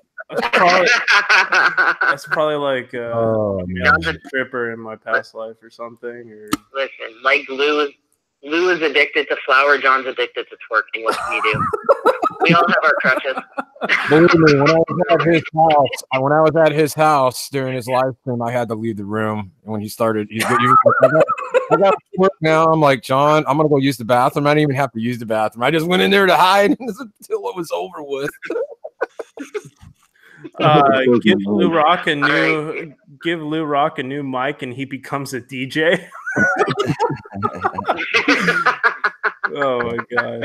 All right, guys. All right, thank you for so answering much, my question. Jojo. Thank you so much Jojo. for calling in. No problem. No problem. All right. Have a good one. You want me to finish my story? Yeah, go ahead. Okay. Anyway, let me go back a little bit. I don't know if Murad knows about this. He probably does. I think I shared it with him too. Anyways, going back to the story in Simi Valley, two guys across the street, they're my best friends, Mike and John. We didn't know anything about this house. My uncle took our whole family. He was like a dad to me. He died years ago. Brought us from Massachusetts all the way to California. And I came here, California, when I was 11. I think, 11 years old. And went to junior high school, and everything in Simi Valley. And it was right when I was 13. My uncle, it's a 4-bedroom home right on Lundale in Simi, and the two of the rooms are on one side of the house, and the other 2 rooms are across the way from the other rooms. So, anyways, I was on the same side with my uncle, and we're right next door to each other. I heard some commotion in his room. It sounded like he was choking. So I opened the door. And I panicked a little bit, got scared like a little chicken shit, and because I didn't know anything, I didn't know what to expect. It was crazy. I opened the door, and his bed was like literally off the ground. His covers were they were like blowing off his bed. He was holding his throat, and when the paramedics came, they thought it was a heart attack issue or whatever that he was having, and he has no heart. He didn't have a heart condition whatsoever. He was totally healthy. Okay, so I just want to make sure you guys know that. And the paramedics came, they took him to the hospital, and he had these marks around his throat. So after that point, 3 days later, right, and I've been trying to get the story out of the guys across the street, which they were supposed to be my best friends, but they're pulling this prank or joke on me. They don't want to tell me what happened in the house. Well, I found out later. I had to really get it out of them after the incident, and they told me someone hung themselves in the garage. Wow. So now it gets even better. I didn't believe it. Okay. So I was like, oh, that's bullshit. And they're like, yeah, I'm not kidding. Look it up. So and he said that you can. They said that you could see the rope marks right on the cross beams in the garage. And sure enough, there was rope marks right there above, and then you can see part of the chalk mark on the ground underneath the because my uncle had this rug in the garage. He didn't park his cars in there, so he didn't allow anybody to park your cars in the garage. So he put the carpet on there, and you could see a little bit of the chalk outline of the body that was there. It's freaking nuts. So we had no clue about this, and then I had experiences myself after that. And they're pretty bizarre. So that's my story. And I've been that's incredible. I just wanted to give people an update. So now there's 4 patrons. It's been crazy. James Sharp just joined the $10 pledge along with Kim Fitzgerald, Jen's Journeys, and Broken Angel. So thank you guys for joining that. I really appreciate it. So that's $40 a month already, guys. And that's gonna go right towards equipment and right towards investigation. So that really, really does help, guys. That's awesome. So big shout out to James Sharp for helping us. He's donated well over $500. Yeah, big donator. So, I mean, he's a amazing guy. It's awesome that he's the one that basically he's the one that's making us able to go on some of these trips. Yeah, it's nice to have people like that. And it doesn't matter. I mean, it doesn't matter what you give. It could be $1 for Christ's sake. It doesn't matter. Oh, yeah. Every penny helps, and it's just amazing how people can get together and communicate with one another, and all of us paranormal freaks. We seem to it's like one big family, so we take care of each other. That's how I look at it. Right. So add Sharpshooter to that list of the James rocks. James rocks. Hey. I decide who rocks here. Okay. Lou rocks. Listen, hey, Lou, I've been meaning to ask you, dude. Hey, do you play an instrument at all or anything? I play a little bit of guitar, and I like to play keyboard too. Oh, nice! I got a keyboard. Hey, what's going on, Irish Whiskey Paranormal, another California? Hey, Joe. I wanted to tell you, you are one lucky son of a bitch that your parents moved you out of Springfield, Massachusetts, and bring you over to California, because this place is a crap hole. Oh, dude. Hey, man, I don't miss the snow. I don't know about you guys, but I can't stand snow, dude, every year. I'm a driver, actually, for a living, so I drive a big truck, and my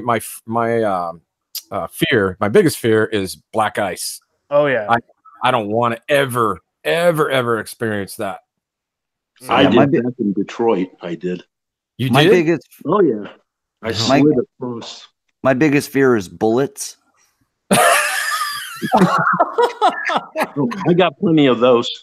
And they fly all around here in Springfield, Massachusetts. It's just like snow. Snow. The only thing I miss is the hockey. Oh, God, I love the Boston Bruins. Yeah. Go night. Back when you were a kid, we had a team called the Falcons. Nice. Springfield Falcons. Yep. Hey, Kevin the Fam is in the house. Hey. What's up, Kevin? Kevin the Fam. Did you see the remix of his son's song? Yo, that it's amazing, right? What was Frozen Fury 009 did? Holy shit, that was incredible. Yeah, it was really cool. He did a remix? Yeah, he added drums and guitar and all that. I offered to do that too at my studio. Dude, you should, Joe, talk to Frozen Fury 009. You guys should come up with a project together. He's just like you with like the electric guitar. He is like a master shredder. His channel is just freaking insane. Yeah, mine's like I only got 50 something subscribers. I'm trying to get grow it, but it's a long road. I mean, I can talk to him and definitely like show you who he is, because he's really, really cool, guys. Like Joe, you guys should talk, because he's got. I'll check it out. I'll collaborate with him and talk, kind of talk to him, see what's up. But most of my shit is on Facebook, dude. That Facebook vibe. I don't like their their audio and the resolution. It sucks. 720 is just blows, dude. Yeah. What kind of keyboard do you have? Actually, I got a Korg. It's Ooh. actually a keyboard controller, and because I have Triton. yeah, I have hundreds and hundreds of dollars of plugins in my tower, my computer. Yep. Yeah, That's what my cousin has in his studio is a Triton. Put it this way, it's like having a full-blown professional studio all in a box. Yeah. That and his MPC is pretty much what runs the studio. Yep. I need to consider buying and building a tower because I would like to run Streamlabs OBS more efficiently, and I can only use OBS Studio right now. And it's that dude tower, and make sure hit me up before you buy one, dude. I can set you up really good, nice tower. Yeah, I want to buy a tower, and I want to be able to like basically stream in 4K and the whole 9 yards. Like, well, I'm fine with streaming in 1080p, but 4K. Everybody does, dude. 4K. Yeah. Listen, if you're streaming in 1080, you're doing good. Yeah. Yep. Because it starts lagging, dude. The more, the more processing it does, the more it's going to lag your stream. Yep. So, but even OBS Studio struggles with 1080p. Are those Bose in the corner behind your head there, Joe? Where? Bose speaker on the wall there? Yeah, that's one of them. Yeah, I got 4 of them in here, but in front of me, I think I showed I gave a tour of my studio, but the speakers in front of me, dude, these things are like $500 a pop. Jeez. They're KRK Rocket 6. They're mainly for studio, for home studio recording studios, and I got the bottoms too. I got the mids, tweets, and then I got 2-ways on the top, and they got like almost a foot deep, 12-inch deepness of box. Nice. It's a beast, dude. So, and I used 5 different softwares. Wow. Recording softwares. Yeah, I grew up in a recording studio. Then you know what I'm talking about then. Yeah, I do. So it's a lot of money involved. That Korg, that keyboard you got is pretty expensive too. Yeah, it's a controller. I can't play live with it, but it goes right into my my desktop, into my software, into my DAW, and then I just bring it out, shoot it out to my mixing board, and I do all the processing with all the plugins. I put it this way: I can get any keyboard off my plugin. All that thing does is just a controller, and it's got all the the buttons on it and stuff. You're tweaking and all that stuff, and everything else and effects. Right. Thank you guys for the 30 people continuously watching. I really, really appreciate it. I hope you guys are thoroughly entertained by this. We've had some really good callers and a lot of awesome conversations and questions. Guys, the call-in number is still live. Please call into the show. Share your either your stories with us, or if you have questions about the paranormal, maybe you're a skeptic and you're not quite sure, or if you wanted to run something by us, please, guys, please call in. Now, hey, when I talk, guys, do I pop up on the screen? Yeah. Yeah, I do. Okay, I just want to make sure because it's not showing on my end on my phone. That's weird. You're invisible, Joe. I like being invisible. I wish I would. Hey, man, if I was invisible, I'd be robbing banks, dude. No, I'm just kidding. I'd be right there with you. I'll be your watch out. Hurry up, Joe. Why is there 2 money bags floating through the air? Then I'll be buying all kinds of ghost equipment. Let's do it. I'll be right next to you. What we need is a driver. Who's going to be the driver? You know what? We could save ourselves. John will be our driver. We could save ourselves all the trouble of robbing banks if we could just get one of these spirits to just come out and give us the freaking lottery numbers for tomorrow. We'll be all right. We'll be all right. Or give us expensive jewelry in your gold blocks or gold bricks, whatever they have back in the day. Just bring those over. Psychic medium when we need one. Right. Exactly. I just want to hit the lotto, but I don't play the lotto. But I'm going to start. I think I'm going to start playing a lotto, dude. Well, I'm all set because last week I sold my soul to the devil, and that's not good. I'm supposed to get the check this week. He said I could trust him for it. No, don't hold your breath. Yeah, exactly. Hey, Lou, did John tell you about the deal that we possibly might be getting? We can't mention the name, but did he talk? Yeah, dude. I don't know. Talking about TV. I wanted to ask you kind of your opinion. What would you do if you were in our shoes? But ask John. It's a tough situation. It's like call. Yeah, John can probably explain it better than I could, but it's like the toughest call we could ever make. Yeah, it's basically that we have a position to possibly have a TV show. We got recruited by somebody that I network with, and they referred me over to this producing company in the Los Angeles area, and they want to they've already sent us the contracts to go over to see if we were interested in signing them up, and then they would put us. They're basically like a middleman for the major networks like Destination America and stuff like that.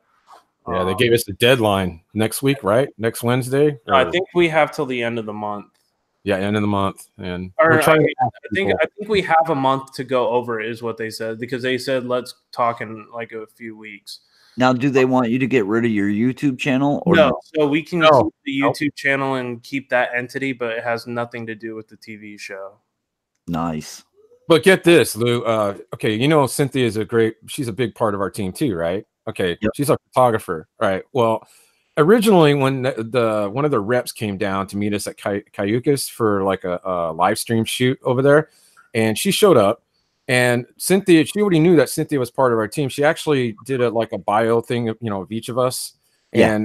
And all of a sudden, when the first contract, it wasn't really a contract, it was an agreement. Yeah. So she wasn't even listed on there, and it says Lords of Paranormal or something like that. I think that's what it was, John. Yeah, it was something listed like that, and they excluded her. Basically excluded her from the show.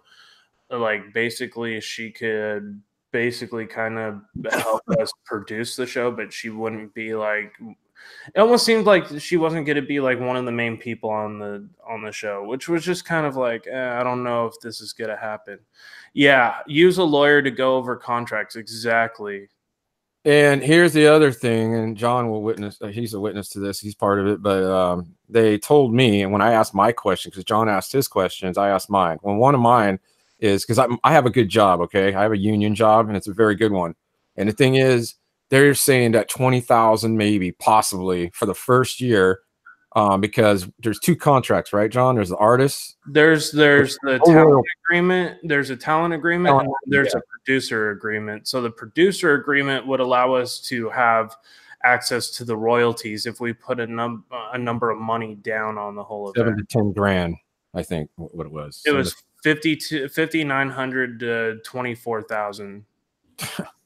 They cap it. Yeah. So if we paid the full 24 grand down on this project, then basically we would have 40% of the show's. Hold the phone. They want you to put up 24 grand?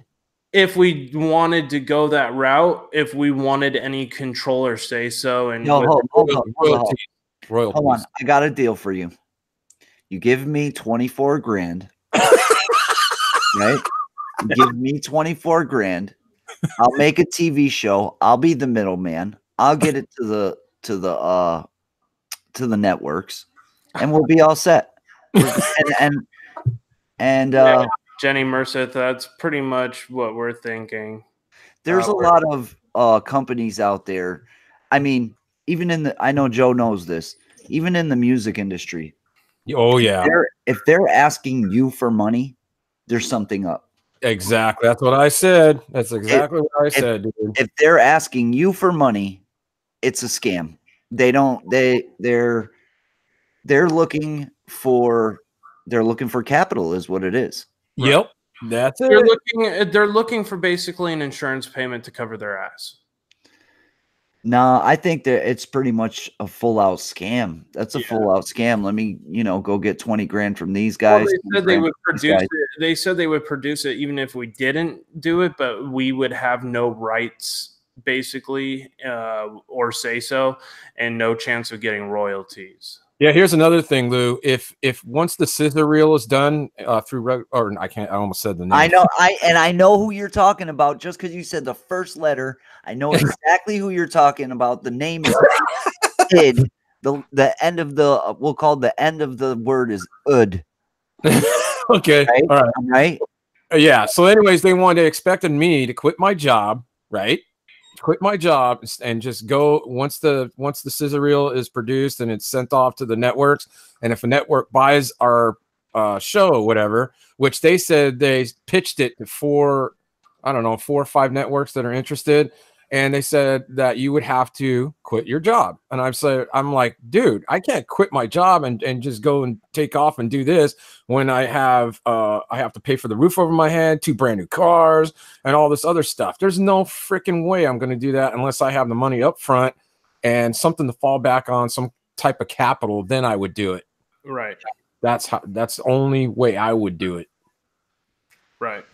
So to me, it's a scam. I know it, and I'm not doing it. And for them to exclude Cynthia out of it, that's ridiculous. There's music studios out there that they claim to be professional music studios, and what they'll do is they'll recruit artists in there and entice them with, you could possibly get a deal. They use the word deal. Yep. When they come in, they end up finding out that they're going to pay for 100% of their production. Then on top of that, now that because they helped you make their music, now they want to cut, and then you paid for everything. So it's pretty much, what stops you from doing that yourself? Yeah, I know. I realize that. It's a no-brainer, dude. That's why I told John, I think I'm out. I'm not going to do it, dude. There's no way. There's other networks. So, sooner or later, if like John mentioned, he says, why don't we just make our own scissor reel? You can do your own and Steve, what you can do is you can actually create your own scissor reel and present it to Amazon. And if they find interest in it, they'll produce the show. Yep. Mm-hmm. So that's something I was talking to actually Murad about. He actually brought that up to me. And so I was like, yeah, we could probably do that. That probably wouldn't be. That's all they're doing, bro. That's all they're doing. Yeah. They got to together and they said, hey, let's do this, and it's pretty much the same thing. Yeah, we're basically guinea pigs. Yep. That's what that is. And why are they interested in us? Why are they interested in us when there's all kinds of paranormal teams out there? They're everywhere. Oh, don't worry, they're calling everybody, because not only did I get a phone call from them, but a couple other of my friends did too as well. Yeah, Patty out front threw them to the ground. She's like, "Hell, I believe that." Yep. Well, I don't blame her one bit. This isn't the first time Patty was scammed by people like this. Oh yeah, I mean, she's had legitimate networks come to her, not the middlemen. You know what I mean? The network itself. Right. And yeah, we don't need a middleman. No, not for this. Hey, Gina's Bizarro Ghosts, what is going on? Yeah, everybody's like pretty much saying I smell bullshit. Yeah, I'm reading the screen right now. All the way down the line, you can see a lot of people like red flagging it, kind of in a sense. Thank you guys for the 70 thumbs up. I really appreciate it, guys. Keep smashing that like button. We're going to try to get as close to 100 likes as possible. Thank you guys so much for making this possible. Just to give you guys a little feedback on what's going on with the analytics currently, we are at 203 views on this live stream so far, so that's awesome, you guys. Big props to you. And I mean, Jesus, we have in the first hour alone there was 2,500 watch minutes, so that's pretty good. I'm not gonna lie. So hey, John, did you see that comment that Augustino Paranormal just said? That's totally Augustino. This is a very old school trick when it comes to people in the industry or music or film. Yeah, there it is. Yep. It almost kind of seems like what would you call like it kind of just seems like a scam. Like it's like a Ponzi scheme. No, what it is, and I've seen it a million times, is what they figure is there's so many people out there that got money to throw around. They got money to just, to waste. Invest Got in. people out there that got money, Yep. and they don't know what to do with it, and so they prey off of them people, Right. and they make a lot of money doing it. I actually, you know what's crazy? Now that you say the name, or now that I think about the name, because I know the name of that studio, I knew a freaking music studio with the same name right here in Springfield that was doing that, and it had the exact same name. Oh shit! Wow. I got to touch base with you, Lou, under the radar and find out if the name. I wanted to let you know what the Put it name this is. way, if I know you have a really tough pair of boots, they would be the name of that company. Are you talking about Rugged Entertainment? I'm gonna just say it front and center. There's a music producing company called Rugged Entertainment. Yeah, that's it. Yep, they sell rugs. They're carpet. Well, they pull you from out under the rug. Yeah. Oh my god, dude. That's so More like stick you back under it. Like a cockroach. They roll your ass up in a rug and bury you. Oh my god.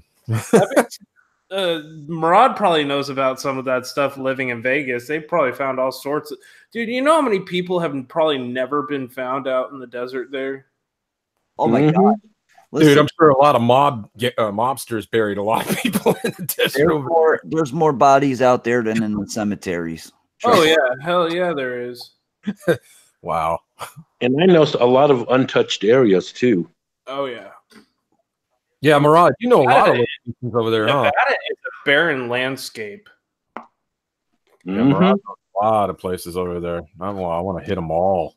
So Murad and I were talking about possibly doing some kind of series on what we discovered was this thing called the Nevada Triangle. And I don't know if anybody's really heard of this, but I've been really diving into this whole research.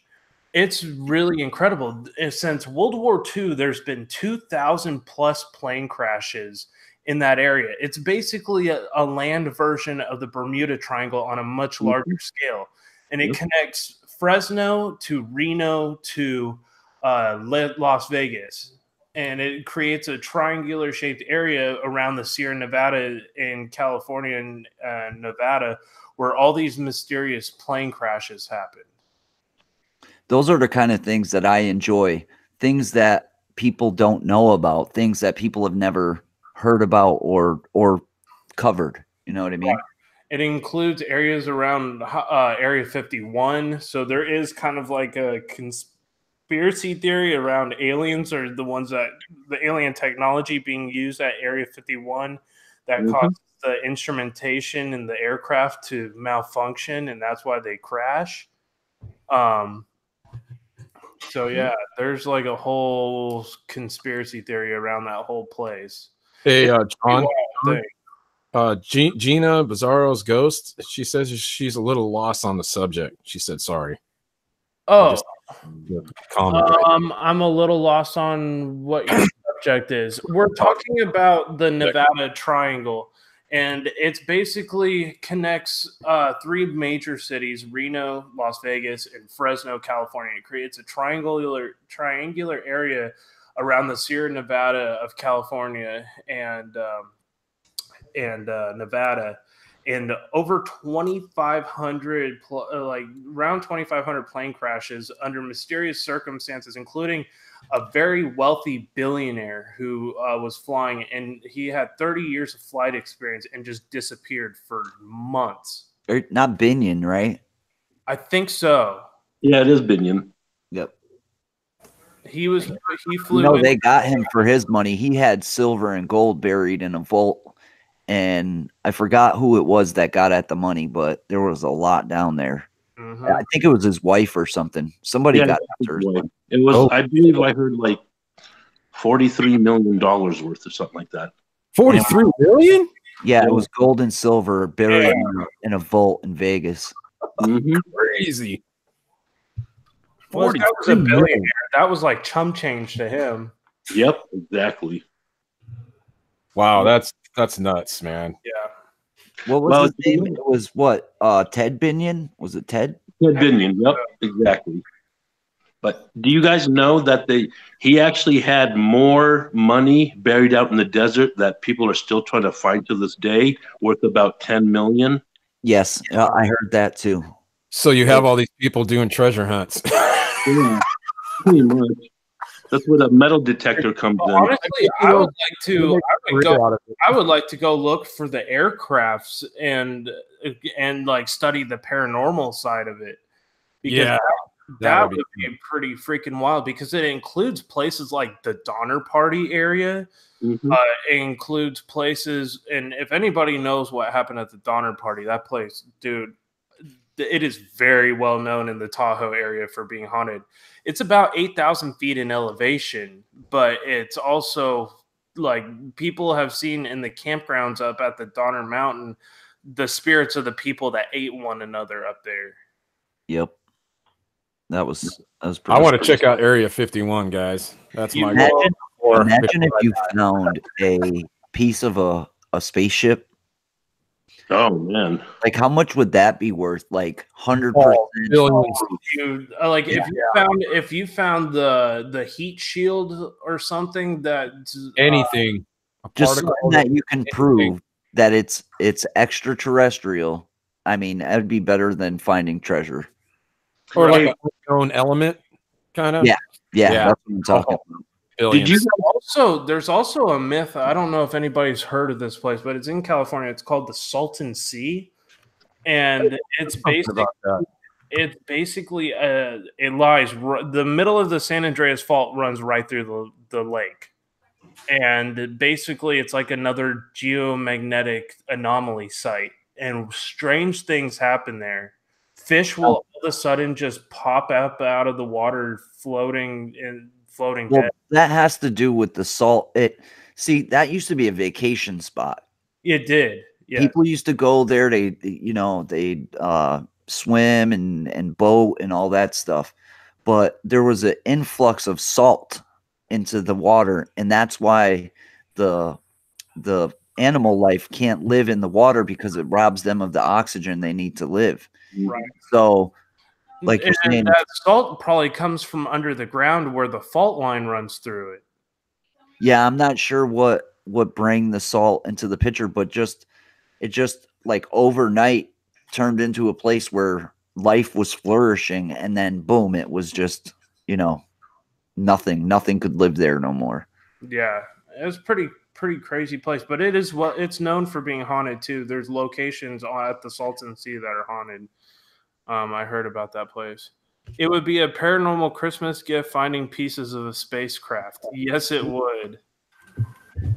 Speaking of that, hey, I just want to let everybody know Cynthia says hi. Hi, Cynthia. Hi, Cynthia. We ain't letting them cut you out, man.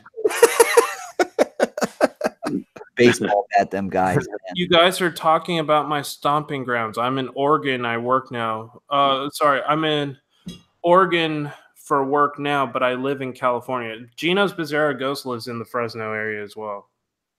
Oh, nice. There's a lot of people in Fresno. I got to meet up with some. We got to make our. I lived in Fresno for a while. Because Ray the Fam lives out there. So does Irish Whiskey Paranormal, Cryptid 559, Gino's Bizarro Ghost. I mean, Herman the Great lives out there too. Hey guys, got a good channel. I'll be right back. Okay, all right. Sounds good, man. Does anybody live in Vegas? Come on. Hey, Murad, I think you're the only one, buddy. I think you got to move out to California here, Murad. Yeah, that's what you need to do. Hook up with us. Yeah. Man, I'll lose all my gun rights. I hear you. I swear that was the worst mistake that I ever made moving back here to California. I had to sell all my guns when I left. Yeah, well, that's California. They got you by the balls. Yeah. I like mine too much. I love my guns too much. We used to go and kill coyotes on our property in Southern California because we had a ranch land out there growing up. My grandparents' ranch in Southern California, and they had an open season on coyotes. We used to just pop them from out at the top of the window. And here you go to jail. You got to actually go out to the desert to do that. Yeah. But like on New Year's, this New Year's we had 400,000 people come into town, right? Because Vegas is one of the biggest hotspots for New Year's. Oh yeah. And, yeah. Yep. My neighbor, like a dumbass, sorry, excuse my language, but he was shooting his gun. I said, dude, them bullets come down. Stop being an idiot. Yeah. On New Year's Eve, here in California, by the way, my neighbor decided to pop off his 40 in the air. I was like, are you fucking kidding me? I was like, what goes up must come down. I live in a mobile home park. That thing is going to land in somebody's house. Through the house, yeah. Yeah, that thing's going to come right back through and go through somebody's roof. But by the way, did you guys hear about that thing from Area 51 back in the early 80s? The government wouldn't allow them to put it on the news. Supposedly it was a missile launch that went bad and crashed right outside of Tonopah, Nevada. And I remember that. Yep, I heard about that. Oh, you did hear about that? I did years ago. Well, anyways, the new theory, the investigations that people are doing, were actually saying it was actually an alien craft they were testing out. And they couldn't figure out how to fly it and they crashed it. Yep, and they kept it under wraps as usual. Yeah. So Hey, I don't know. what's going on, Marie Paranormal? Hey, Marie, how are you? Hello, Marie. How you doing? What's going on, Rizzy Corn? Welcome to the stream. Thank you so much for coming by. Guys, please make sure you smash that like button and share this out. We have 27 people in the house. Woo woo. Yeah, that's a decent live stream. That's cool. Yeah, it's on and kicking, man. So much. Just don't say the rock word. So, is everybody looking forward to the Omen House? Oh, dude. Yep. Murad, what time are you going to be there, you think? Well, you said you guys are meeting up by noon, right? Oh, yeah. I won't be there by noon. There's no way. I mean, we're thinking about like 2:00 probably, so we could go explore LA a little bit. But Psycho Ghost Trackers might be joining us for Omen House as well. Oh, okay. He might be driving into Vegas. So yeah, he's gonna probably meet here, and then me and him will drive up. But we might still have my buddy Steve. He might want to go. He said he's gonna let me know this weekend. So yeah, I got one of my friends, a longtime friend, Augustino Paranormal. He's going. He's gonna probably drive. I was telling John about maybe they can hook up driving in his car, and then Cynthia and I in my car, and we all just follow each other up there. That's what I'm thinking. But we have to hit the hotel as soon as possible. So Monday, I'm calling around, and dude, John, we have the money to do it. So I have the check coming from YouTube on the 24th for like $400 and something. Yeah, and we still got the PayPal funds waiting. Yeah, we got the PayPal funds. So yeah, we'll drop that money in and get that all situated. Well, let me know what hotel you guys get or motel, whatever. Well, I'm thinking Super 8. I don't want to stay in a Motel 6. Yeah, not Los Angeles. How about we go stay at that haunted hotel, the Cecil Hotel? That way we could do another investigation. For $500 a night, you can. Is it really $500 a night? They're expensive, dude. You're talking what is it? Right near Beverly Hills? Yep. Right. Yep. Forget it. It's going to have to be about it. Yep. Let's see. Super 8 is where hotel. Super 8. Yeah. Super 6, or what is it? Motel 6. We leave the light on for you and bugs for you. Trust me. And bullets. Well, it depends on what area. Yeah. I think pretty much all that area. First thing that pops up when I looked up Cecil Hotel rooms is list of deaths and violence at the Cecil Hotel. There you go. That's like here's your sign. That means don't come here. There's a list. So in 1931, somebody committed suicide by taking cyanide capsules in the room. 1932, somebody had a self-inflicted gunshot wound. Ooh. 1934 was found dead in the room with his throat that he slashed with a razor. Jeez. 1937 fell and was strangled by a telephone wire. Jesus. Hey, what do you guys think about also checking out the Hollywood sign? Oh yeah, that was pretty wild. But there's been like 100 and something deaths here at this. That's just freaking crazy, dude. They list everybody who has ever died there, and it's a long list on Wikipedia. Not to mention that this place was a known hangout for Richard Ramirez, aka the Night Stalker. Ooh. Then we definitely got to go there. And that girl in 2015, that 20-year-old female was found in the water tank in the storage above.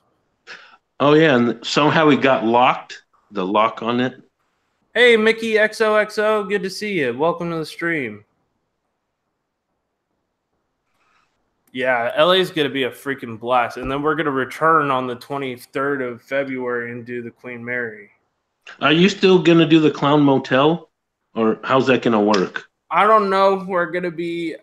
I would have to ask if...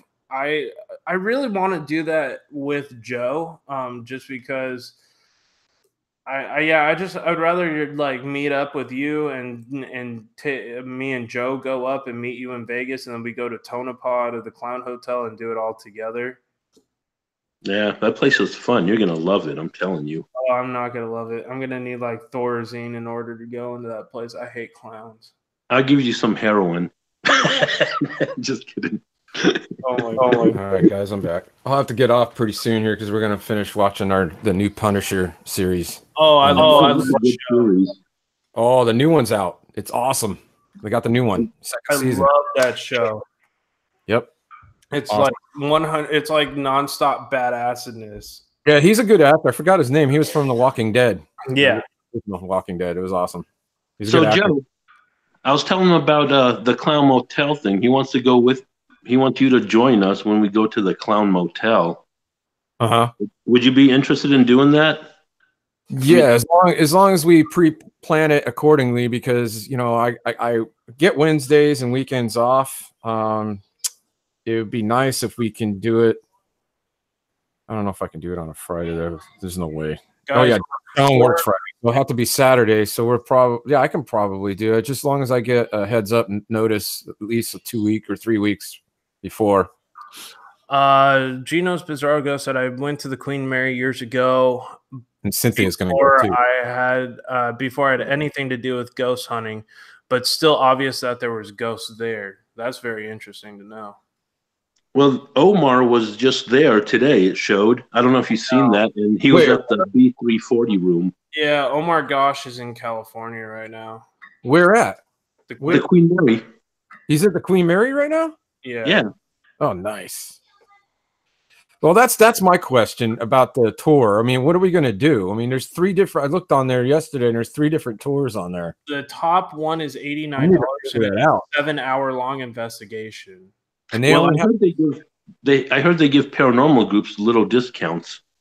They don't give any discounts, and you have to get them in advance because they only allow a certain amount of people. That's it. Once they hit that mark, well, they're done. You have to have 10 people in order to bring it down to $60. Yeah, that's what I heard. Because they need a $600 minimum to be able to bring it down, like for 10 people. And we can bring I'm talking about the capacity. I'm talking about like, you know, to get locked in. You know what I'm saying? You have to get the tickets. Right. Oh, like an all-nighter? Yeah, it's basically an all-nighter.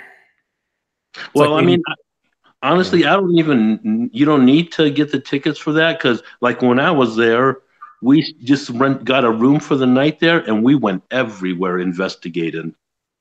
Really? Yeah, they don't leave the doors locked out over there, at least when I was there. So we used to sneak down into the pool area and everywhere that we weren't supposed to. And nobody ever said anything. Okay. You didn't hear that from me. I would just hate to go all the way over there and find out that we're limited because we didn't sign up for the tour. That's what I'm worried about. I'm sure there'll probably be a way where we could see more and not have to pay $90 freaking a head to do that investigation, because that's crazy. All you gotta do is just follow me. Trust me. Yeah, You'll see a lot. so he's already been there, Joe. So we can just follow Murad, and he'll probably be able to get us in. All right. So what are we going to do? I mean, we're just going to stay at a motel and then go over there, or yeah, probably. Okay. I'm actually looking at maybe I could try to see about getting the haunted B340 room. Oh well, that's $499 a night. One night. So yeah, are we going to cram everybody in there? There's going to be no sleeping in that room. Period. Yeah. I think it's like the size of a bathroom too. It would definitely be chaotic. But yeah, I definitely want to go down to the pool where that little girl's always being seen. I'm actually kind of interested in taking that tour, though, to be honest with you, because they go deep in the shit. I mean, really deep into it. So do I. Trust me. Ghost of the Queen Mary.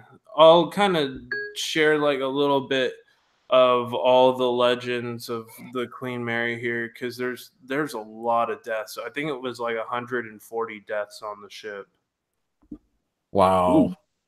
Yeah. I heard the ballroom is extremely haunted. The ballroom? Yeah. I was in the ballroom. That I heard, because I watched a documentary about that, and they said that was one of the really according to Queen Mary, according to Time magazine, the Queen Mary is on the top 10 most haunted places in the world. Yep, and it's not on that list. It's on a lot of lists. There's different, and everybody they always add that, in the top 10 every time. The Hotel in Gofield, Nevada. What's that? The Gofield Hotel. Oh yeah, where the Ghost Adventures went. Yeah, I'm interested in the Clown Hotel. I want to see that. I mean, what's that about, anyways? They said yes, do it. Pay extra to get terrorized.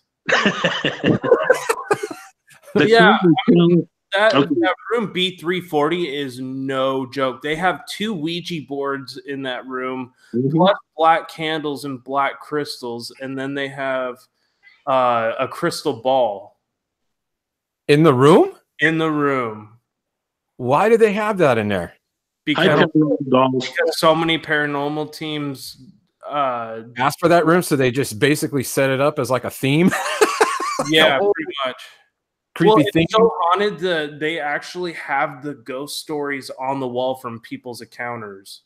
Mm-hmm. And they have directions on how to do Bloody Mary on the bathroom wall. Oh, Gina, yeah, the Clown Hotel is in Nevada. Yeah, they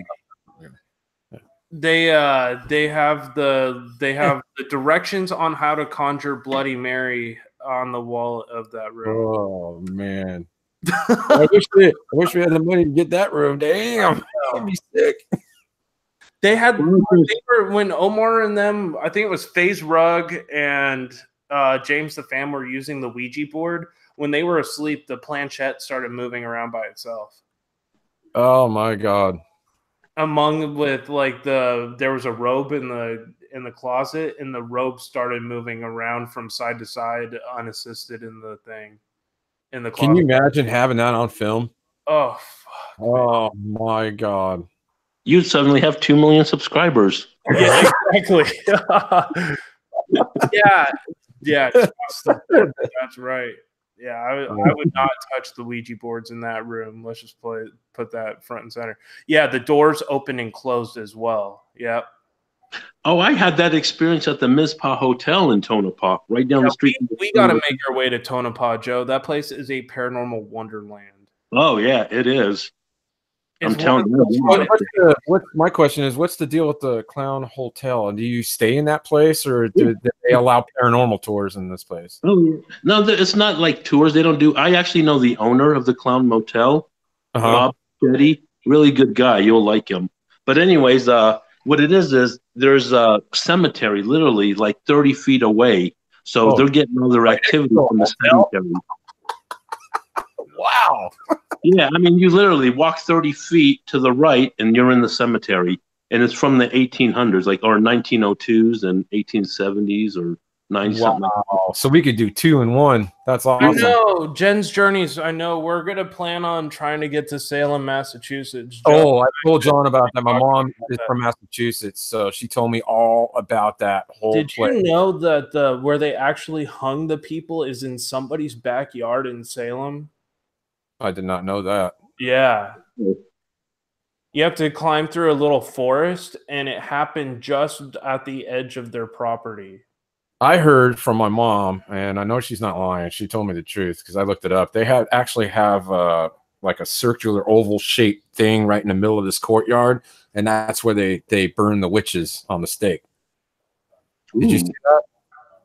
Yeah, they have it on display still today. I was like, what? Yeah, there's like a courtyard, right? And it's an oval shaped brick or stone looking thing, and you can see a stake in the middle of the ground, and that's where it has like a little plaque right there. That's where they used to burn witches. Wow. Yeah. Hey, Mary Pedro EVP 777, welcome to the stream. Thank you so much for coming by.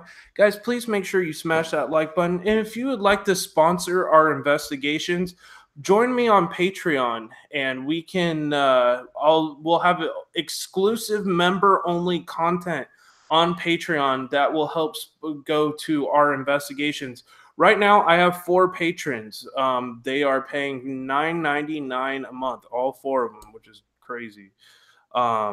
We have James Sharp, we have Jen's Journeys, Broken Angel, and Kim Fitzgerald. So thank you guys for that. So that's $40 a month that will go straight into our investigations, and you guys get to see members-only content from me and Joe. So, guys, make sure you join me on Patreon. You can start it as low as $1.99 a month, and you will get special live streams just on Patreon. And if you sign up for the premier tier, you will get a free T-shirt as well. So I have to send T-shirts to Jen's Journeys, to Broken Arrow, and Kim Fitzgerald, because James has already bought everything. Hey, I think Lou should join us on some of these. Hell yeah, Lou should. Guys, if I get 100 likes on this stream, I will twerk live. And then I had 2 people donate super chats, and I think it was Psycho Ghost Trackers, and then M Life Kids and Videos, and then there was somebody else who did like a 99-cent super chat. A mug is cheaper. Okay, you want a mug? I can send you a mug for sure. So I will be getting off pretty shortly here, guys. I Okay. gotta go watch the show and spend some time with Cynthia. So the Patreon is pretty much not only going to be just for HSFL, it's also going to be kind of tied into Presence of the Unknown as well. So you will see sponsor-only stuff from just me and Joe when it comes to investigations and stuff like that. It's a way for you guys to get exclusive content and for supporting us once a month. So I will be doing weekly live streams on there for the tiers. So make sure you guys check out my Patreon. Yeah, we appreciate everything you guys done, by the way. Yeah, we appreciate everything. If it wasn't for you guys, this wouldn't be happening. Oh, cool. Marie Pedro EVP 777. Thank you so much. That's Maury. Oh, that's Marie. Okay, gotcha. No, not Marie. Maury. Oh, Maury. That's right.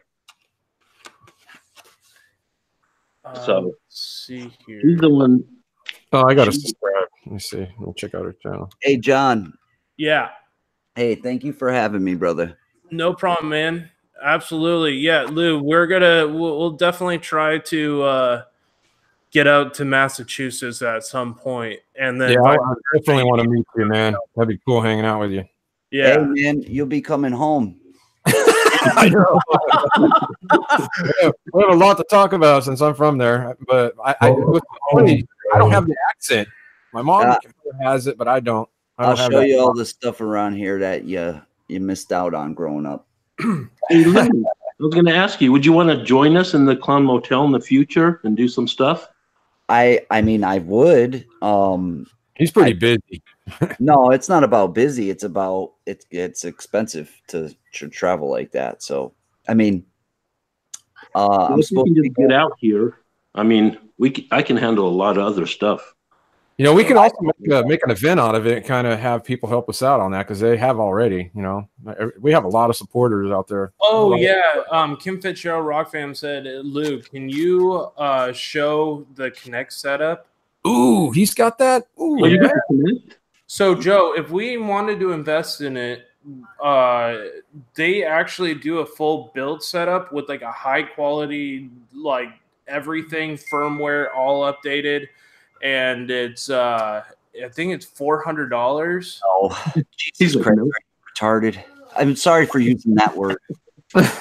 Lou, you own one, so can you give us a story about how much it costs? And it's $40 for the Connect. It's free for the software, and it's another $40 for the plug.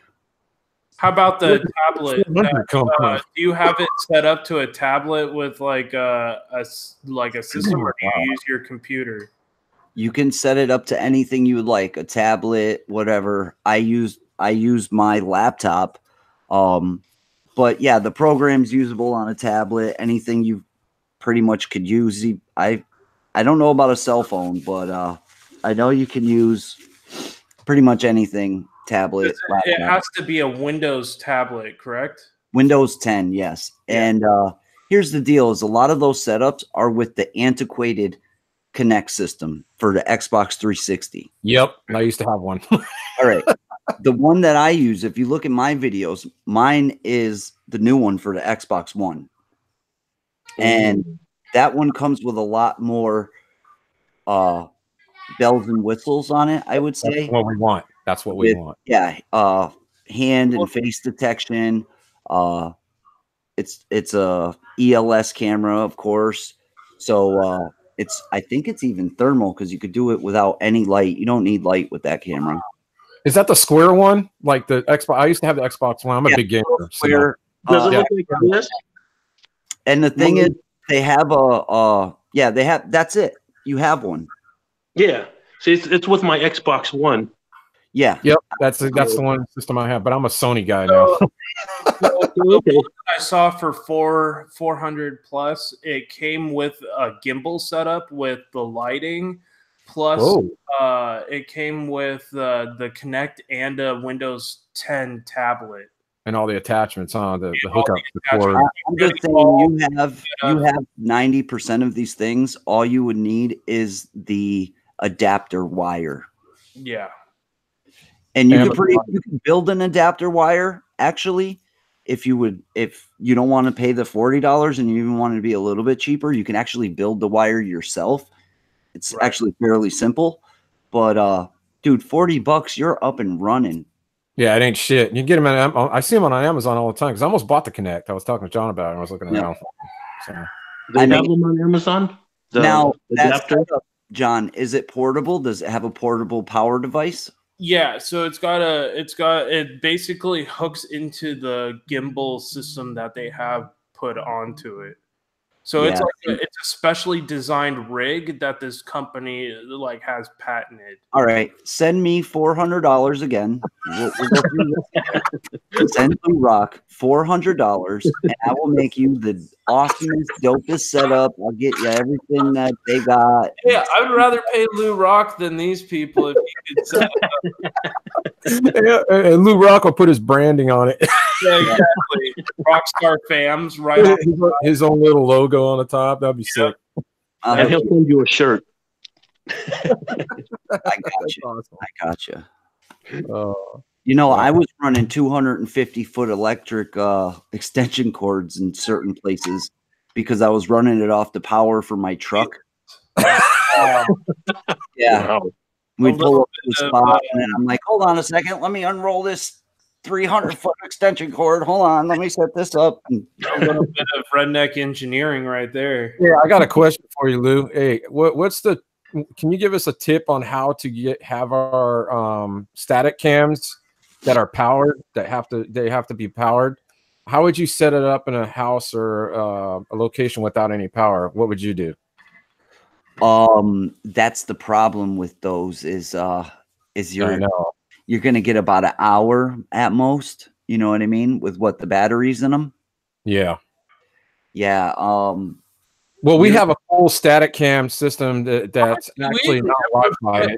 Our static cam footage on our channel anyway.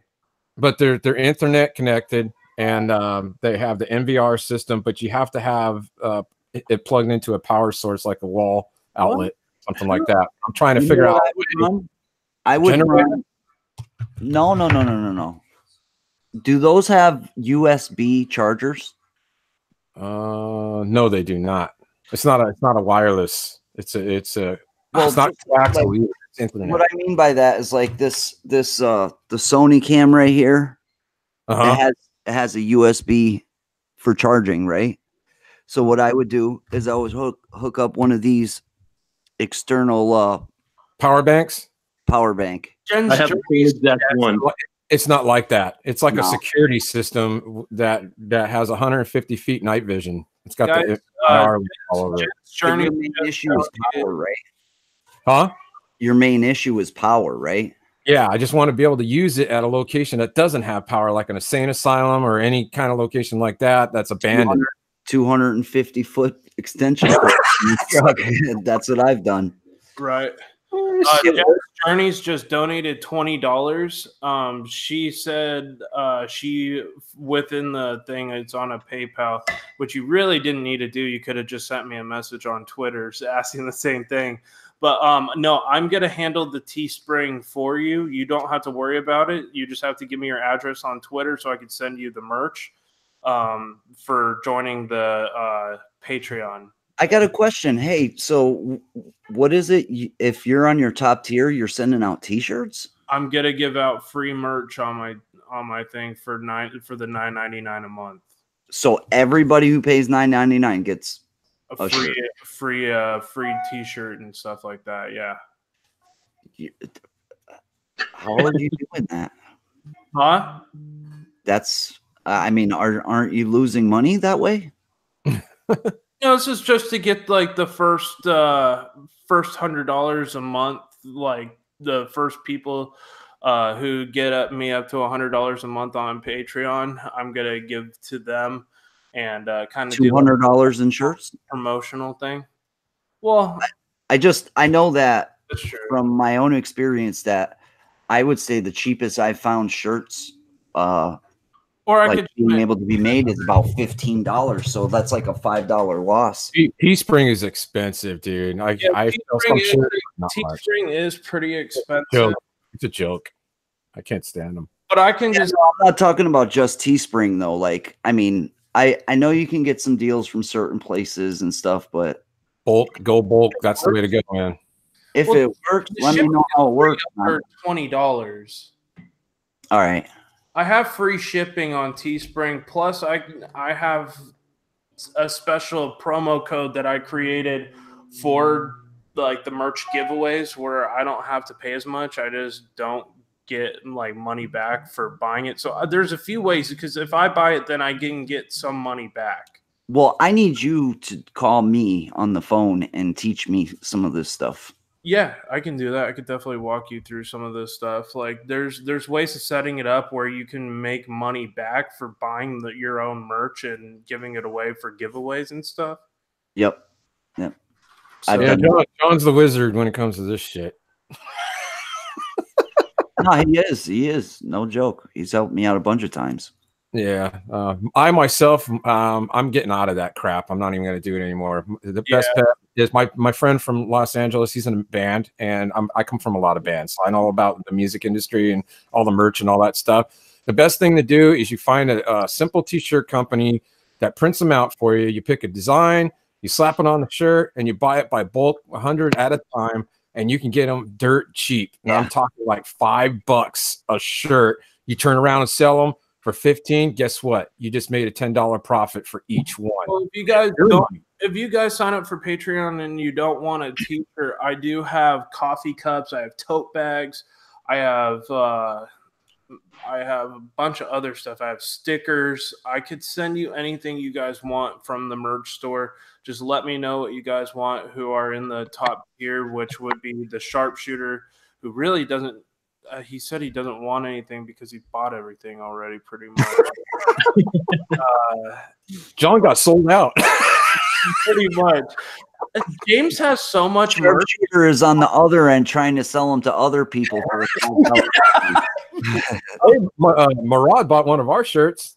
Murad bought the unknown shirt. That sounds so good. Ovaltine and almond milk. Huh. Sorry, that sounds good to me because I can't drink milk. I have a severe lactose issue. There's some things I will suffer for, and pizza's one of them, but that's about it, really. Lacto-free milk. Yeah, there's lactose-free milk, but I like the taste of almond milk better for some reason. Hey, I'll tell you what, John.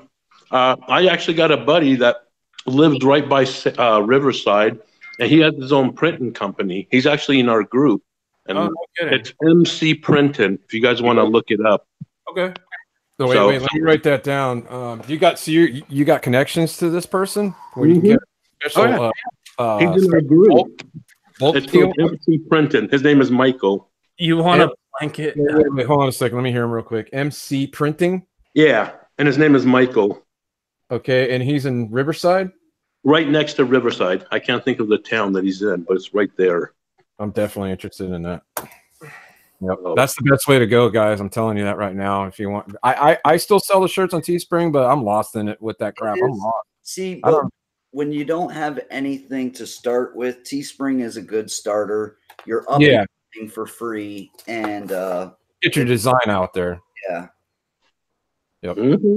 So I want to get back to my patrons, so just let me know what you guys want, and if you want a t-shirt, I can definitely send you one. I'm only doing this kind of for the first 100 or for the first like 12 or 10 patrons who sign up for the premiere package, which basically gives you exclusive content and sneak peeks of what we're doing and kind of like the front and foremost stuff that we're planning on doing. Like we'll do updated live streams and kind of the plans of what we're going to be doing.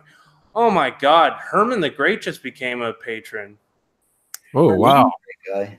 That Herman's awesome. Herman just joined Patreon and he joined the Premier plan. So yeah, he's got an awesome channel. So we're up to $45 a month now for Patreon. So cool. I wish I could do that kind of stuff. I'm not even there. We can. This is going to be a Patreon basically for me and you. That's kind of what I wanted to set it up.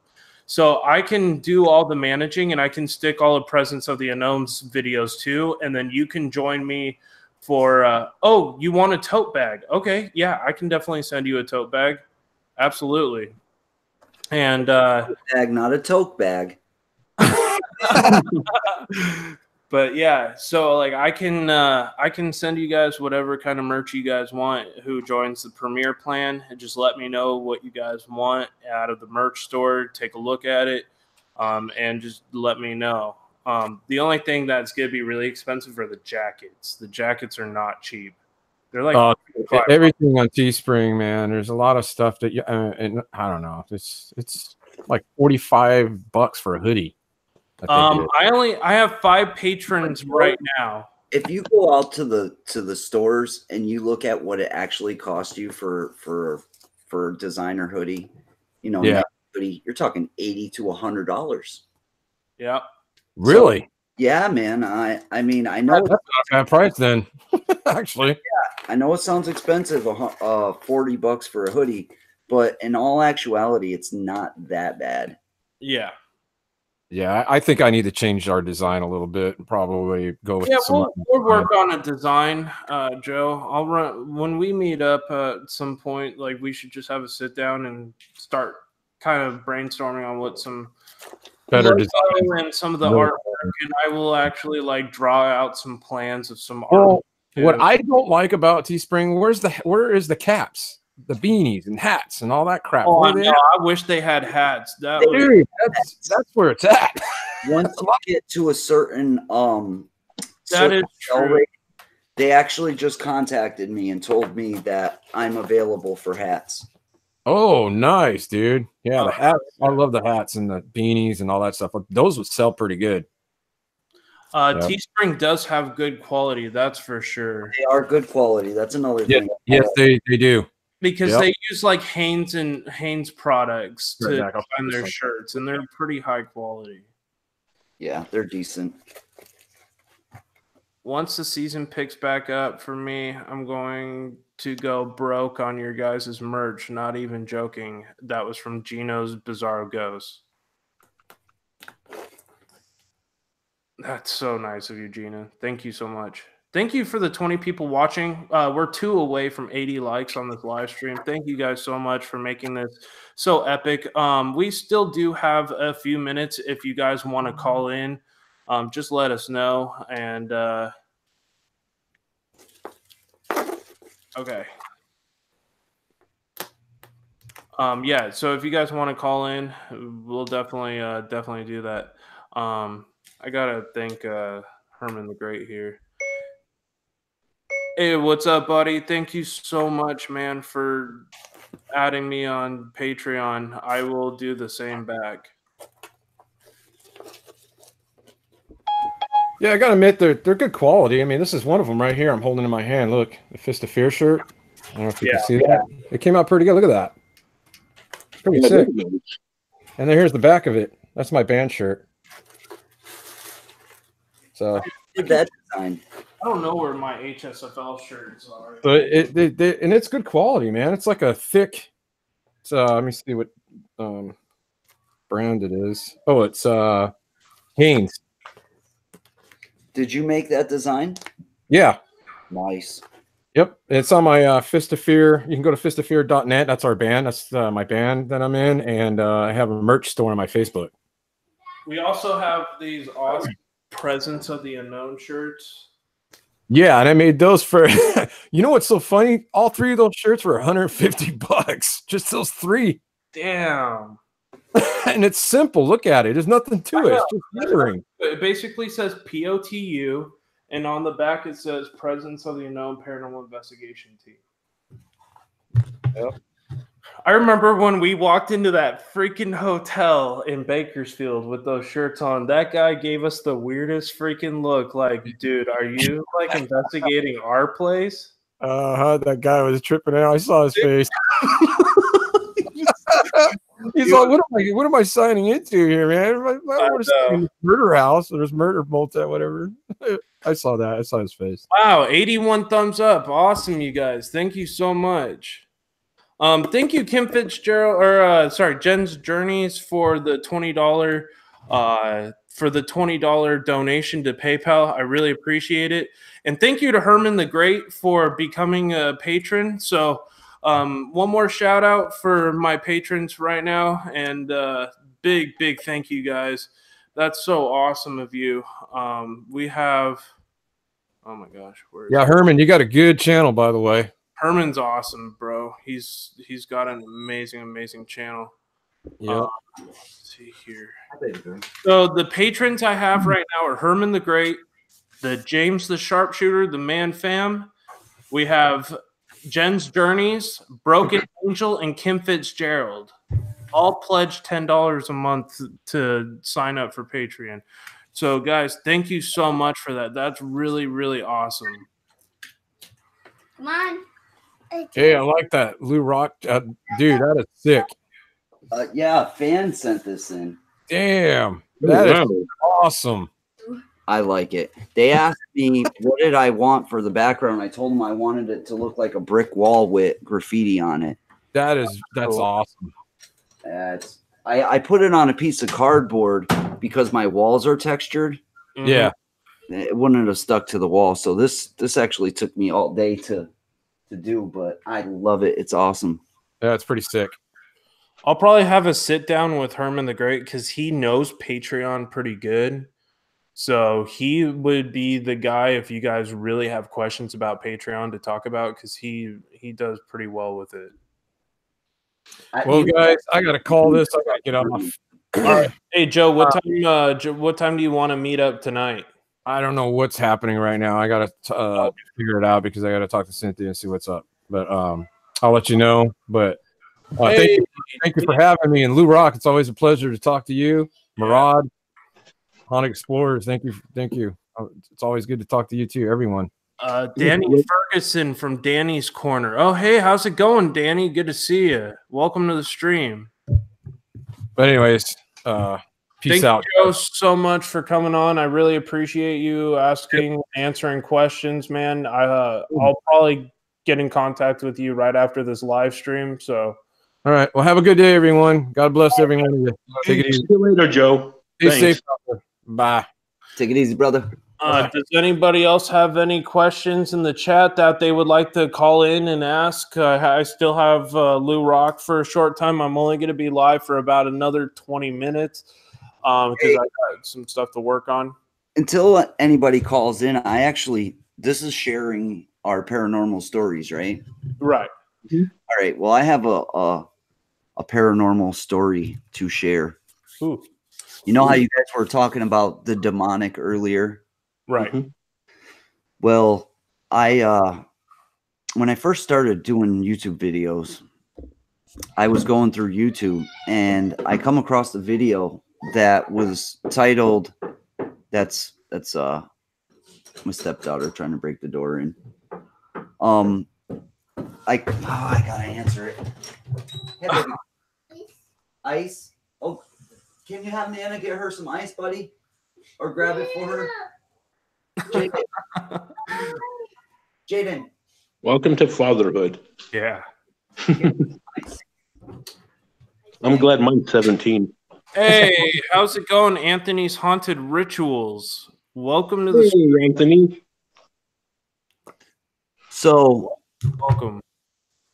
When I first started doing YouTube videos, I'm going through YouTube and I find a video. It's called "The First Exorcism Caught on Camera," right? Ooh.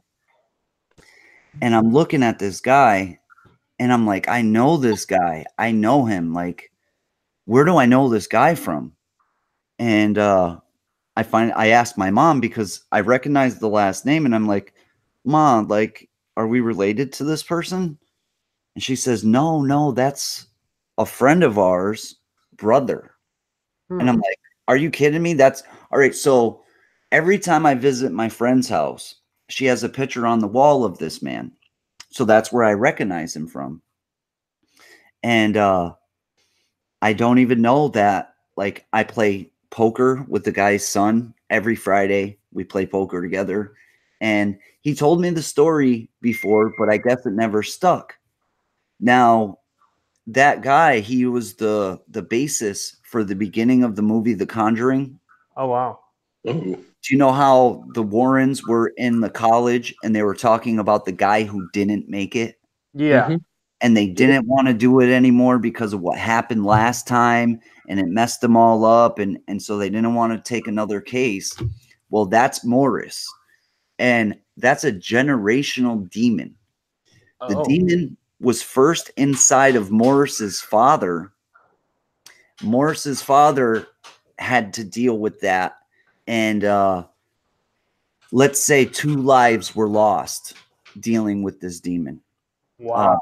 The father passed away, and then not very long later, the son had passed away. So now, this was that place in Rhode Island you're referring to? No, this is Massachusetts. You could actually look up the video under the name Morris Theriault or The First Exorcism Caught on Camera. Now, here's the deal. I've seen so many scary videos, so many so-called exorcisms, and the people are throwing themselves around and they're making noises and it's this and it's that.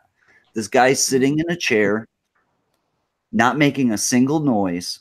His eyes turn to slits like a snake, right? Wow. He starts bleeding from his mouth and eyes, and then his head actually it transforms into like this bubbly gross looking thing. He looks like CGI. It looks like CGI. It looks like a demon from a movie. Wow. And he's just sitting there quiet, and he transforms, and then the priest says a couple more prayers, and he comes out of it.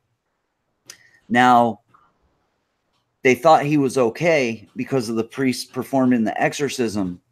Shortly after the exorcism, he started showing signs of still being possessed. And I mean, you guys go watch the video for yourself. I don't want to ruin it, but oh my gosh, what a story. And to be connected with that without knowing it was just crazy. It was like, are you kidding me? Like, I know I've been to where they filmed the movie. It's in Curry, North Carolina, and the house actually still exists. It's an old farmhouse. And they actually filmed that portion of the school at UNCW in Wilmington, North Carolina. And that place that they filmed it at is incredibly haunted as well in real life. Yep. Wow. Crazy. They've actually filmed a bunch of horror movies there, actually. It was What You Did Last Summer. I know what you did last summer. Yeah. That was filmed there as well. And same with Sleepy Hollow, the TV show. Yep. I've seen people get possessed in real life. It is not a fun thing to watch. And Joe and I actually saw it happen at the murder house here in Central California. And it was so unpleasant to watch this guy get basically led in by something. He started like his eyes rolled back. He started like talking basically in tongues and shouting at whatever it was. The door opened by itself and it closed right behind him by itself when he exited the room. And he was very hostile. Wow. That was the most mind-blowing thing I had ever seen so far investigating. You actually went over there to investigate, and he got possessed? Yeah, we won't go back in that house. We actually caught all the possession stuff happening on the static cams. Joe and I haven't released it yet. We're still freaked out by that thing. Whoa. I would love to go there. I mean, they've called us back to go. I mean, I could probably set it up on a weekend where I don't like going in that house because it makes me violently sick. I'm down. Seriously, you set it up, I'll go. I would rather go back to the Green Hotel in Shafter. That place was crazy.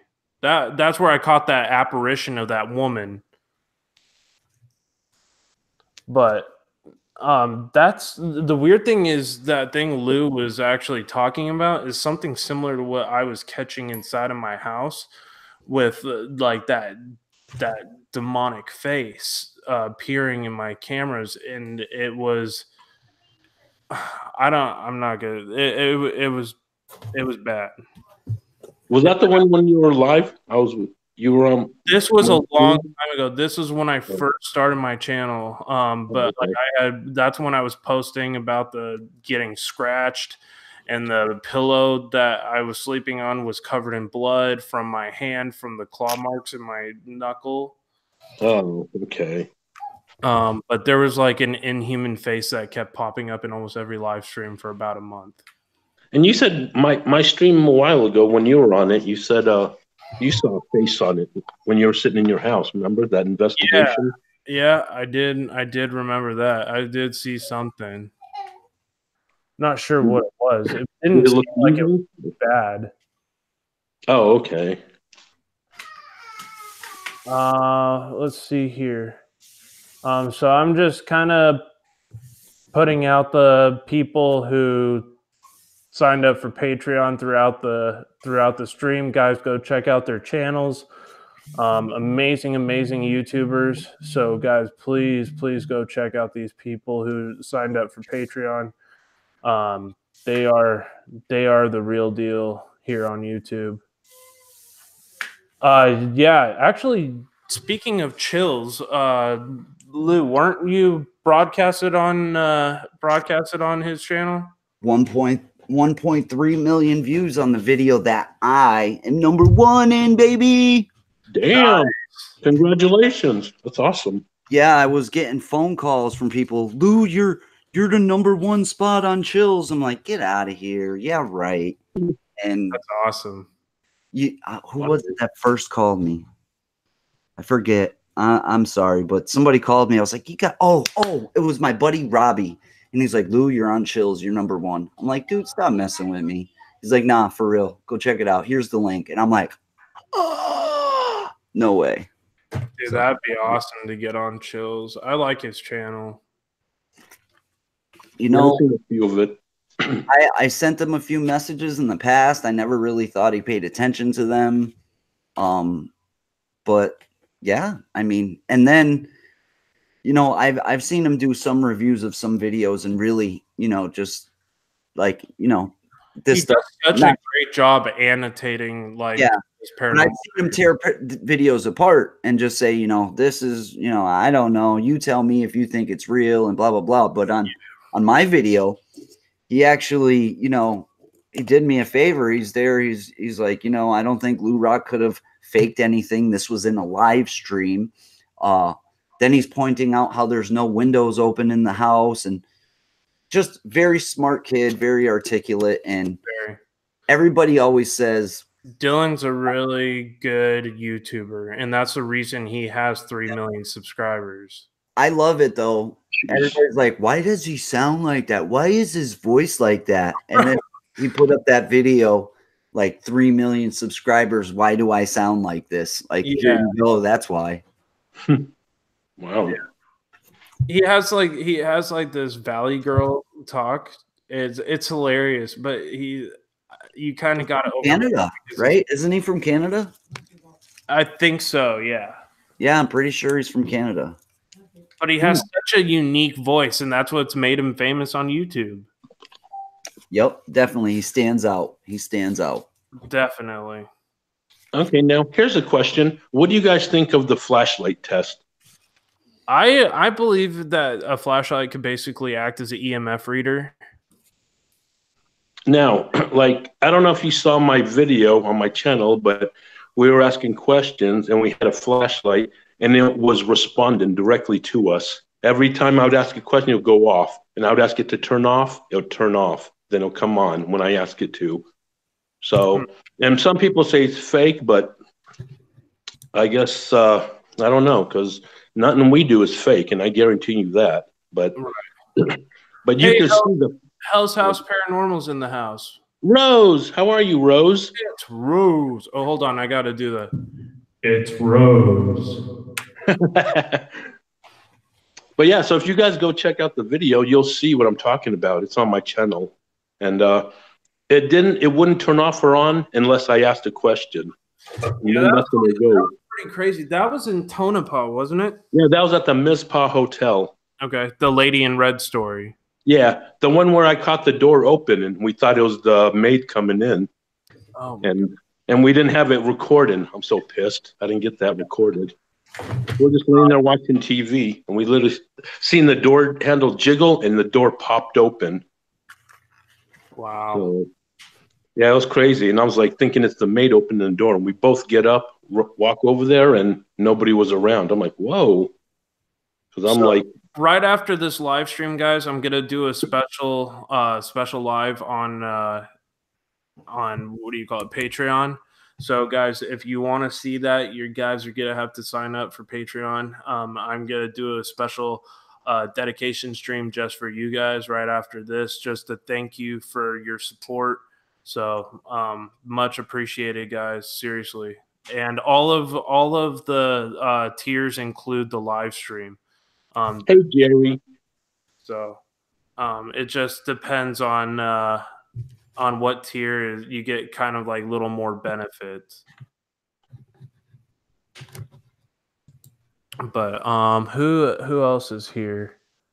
We got Kyoko Rock Fams, we got the Sharpshooter, we got Jerry K, we got Dark Paranormal Hunter, M Life Kids and Videos, Jen's Journeys, another one of our Patreons. We have 8-Bit Reactors still in the house.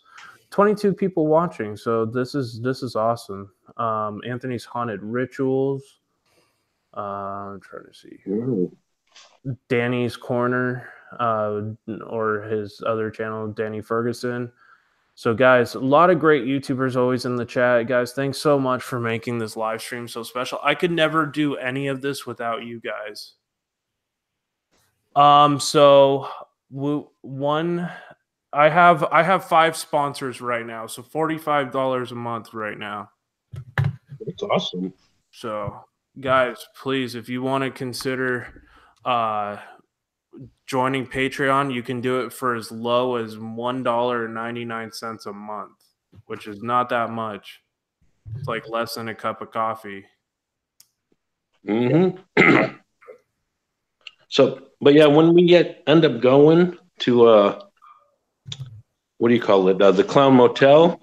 Yep. Shh, quiet.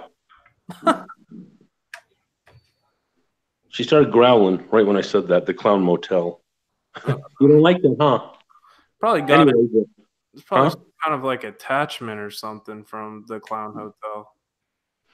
But yeah, we're gonna do a live 3 a.m. challenge at the cemetery, 30 feet away. Awesome. Yeah, Kyoko, Murad, she asked if Murad could comment, so you could Sub to him. Well, I'm on my normal name right now. I'm not on the Haunted Explorers. Yeah, so Murad is the Haunted Explorers. That's the way to support the channel. The sharpshooter just added his link. Oh, okay. Awesome. Oh, thank you. Appreciate it, sharpshooter. Oh, who am I? Chopped liver sharpshooter? Sharpshooter's on it. Dude, he's on it, dude. He's on it so quick, you guys. I know. Like Lou said, he's got octopus arms. Yeah. He's like in 9 chats at the same time. Here's 10 links there, 10 links there, a Patreon there.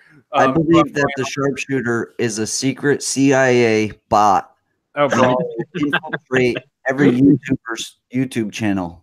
Oh yeah, for sure. Like he's like, because like he noticed like these like trolls, and he's like, "Oh yeah, I know them." I'm like, "Okay, how did you know that?" I know like the troll last night that was on my live stream. Oh my god, that was ridiculous. Just come in and start like just pronouncing your own thing. Yeah, he started posting his own link, Lou, into the chat. Not even asking, just jumped on mine and started posting his links.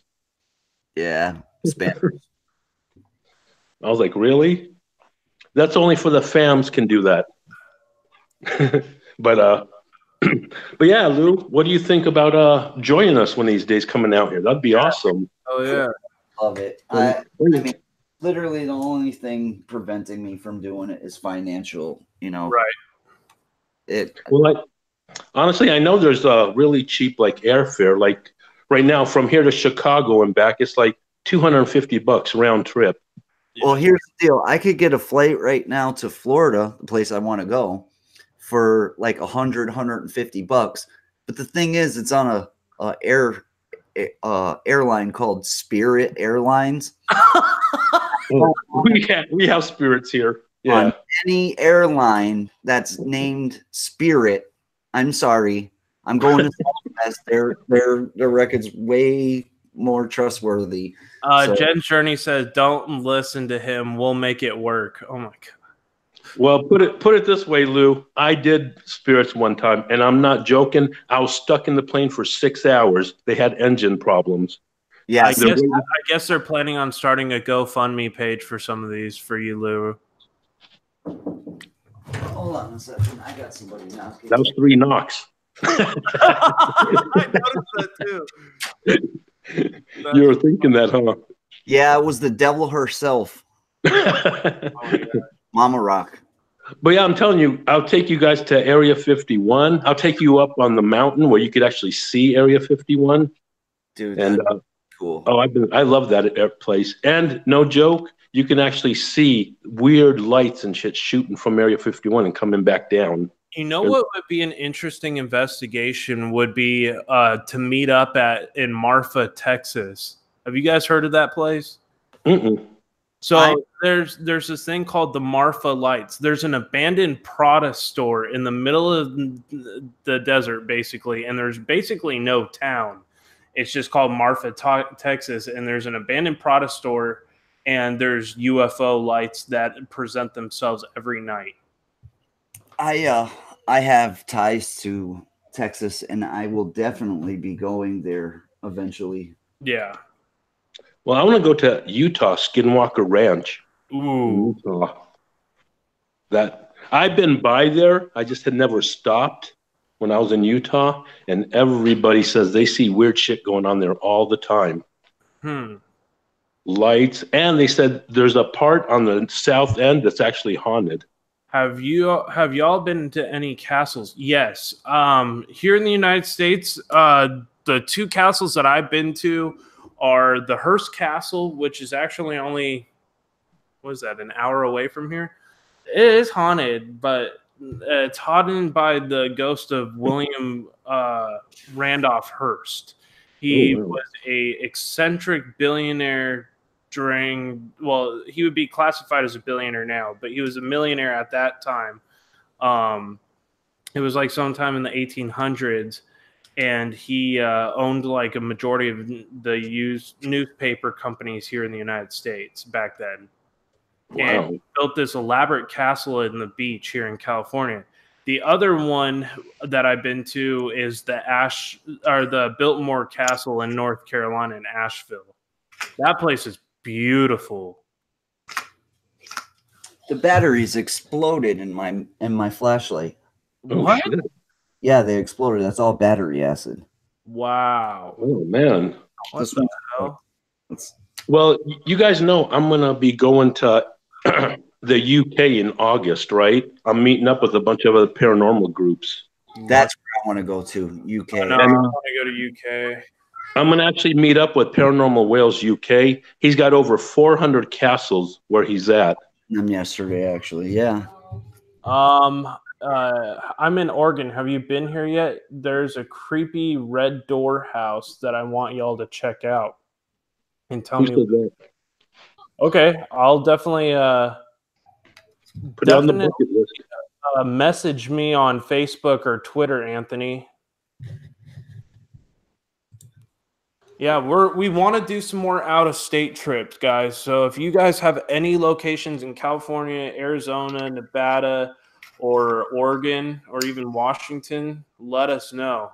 You know what I'd like to do? I'd like to get a bunch of paranormal people together and rent the entire Lizzie Borden house to ourselves. Damn, that'd be so freaking dope, dude. That's actually going to be on my list next. I am going to be going to the Lizzie Borden. I just don't know when, though. No, well, let us know, Lou, when you want to consider doing that, because I'd be down. Me too. I'm down for it. The thing about the Lizzie Borden house, it's hard to shoot there. You have to have special permission, but if you rented the whole place, I mean, run of the place, so ain't nobody going to tell you what to do. Plus, at a certain time of night, like when I went there, there was two other groups. It was a wife and husband, and then there was these two elderly ladies that were together. And at like 9:30, 10 o'clock, everybody closes their door. So now you can no longer get into that part for the rest of the night. We should, if we decided to do that, we could do like a huge group fundraising event for that. That's what I mean. Everybody kick in, and then we rent all the rooms, and it's all ours for the night. That would be smart, man. Yeah. Yes, we got the whole place. I'm in. Block this damn live stream because I don't want this getting out there because people do. Do you know actually price what it costs to rent out the whole place? Yeah, big money. About like almost $300 for just one room. I mean, to rent the whole place total. I would say it's probably going to run. I know the lady. I'm sure I could talk to her, but north of 1,000. Oh, okay. $1,000 for the night. I would say a little bit north, maybe 1,200 to 1,500. Yeah, we could definitely probably pull that off. But you get 10 people together, 150. How many rooms are there? There's actually the master bedroom has an office connected to it, but the office is turned into the bedroom, but it comes with the master bedroom. So the master bedroom has 2 bedrooms. There's Lizzie Borden's room, there's her sister's room, and then the room that the mother was found in. So there's 5 on the second floor, and then there's 3 bedrooms on the 3rd floor, but the 3rd floor doesn't really get rented out. Okay. But I would say if you rented the 3 main rooms, you'd probably get the place to yourself for the night, because nobody wants those 3rd floor rooms. Right. I Well, want to. the dad was killed downstairs, correct? Yeah, The that's dad what I was was. on the couch. Yep. Yeah, and then there's other horrible stuff that happened in and around the Lizzie Borden house. There's also another location tied to the Lizzie Borden. I think it's called Maplecroft. Maplecroft. Okay, so there was some stuff that happened there too, correct? No. What happened was Lizzie Borden bought Maplecroft after she won the case, after she was acquitted. Okay. So after she was acquitted, she inherited all of her father's money, and she moved into the lifestyle that she wanted to live. Baby girl. Okay. And then the cemetery around where Lizzie Borden and her family are buried, that place is haunted, correct? Yeah, Oak Grove Cemetery. Yeah. Definitely. They said they said Maplecroft was haunted as well. Oh, I'm sure it is. It carries that energy of Lizzie. That's Lizzie's place. That's where she felt comfortable. Well, the husband, or sorry, no, there was children. There was more than 2 people tied to the Lizzie Borden thing that died. There was more than 2 people. There was actually a house that was next door. It was right next door to the Lizzie Borden house, and there was a lady who drowned her kids in a basin in the house next door. That's what I heard. Yeah, that's crazy. And they say that when that house was destroyed, those children moved into the Lizzie Borden house, pretty much. Okay, gotcha. Yep. Yeah, that would be interesting. I mean, that's definitely like on my paranormal bucket list to go. Hey, she's 2 years old right now. We're just sitting. Yeah, it's a microphone. We're just sitting here talking, and she looks at the screen and she says, "Cuco," which "cuco" in Spanish means a ghost. So she's saying ghost, and there's no reason. Where do you see a ghost in this live stream? Right. And she's just like, "Cuco." It's crazy. Yeah. You see a cuco? Cuco doesn't mean ghost. What does cuco mean? Oh, monster? Oh, same thing. Monster, ghost, same thing. I've seen a monster movie and Mom called it. Maybe it's my bald head. Well, guys, it's been a 3-hour live stream, you guys.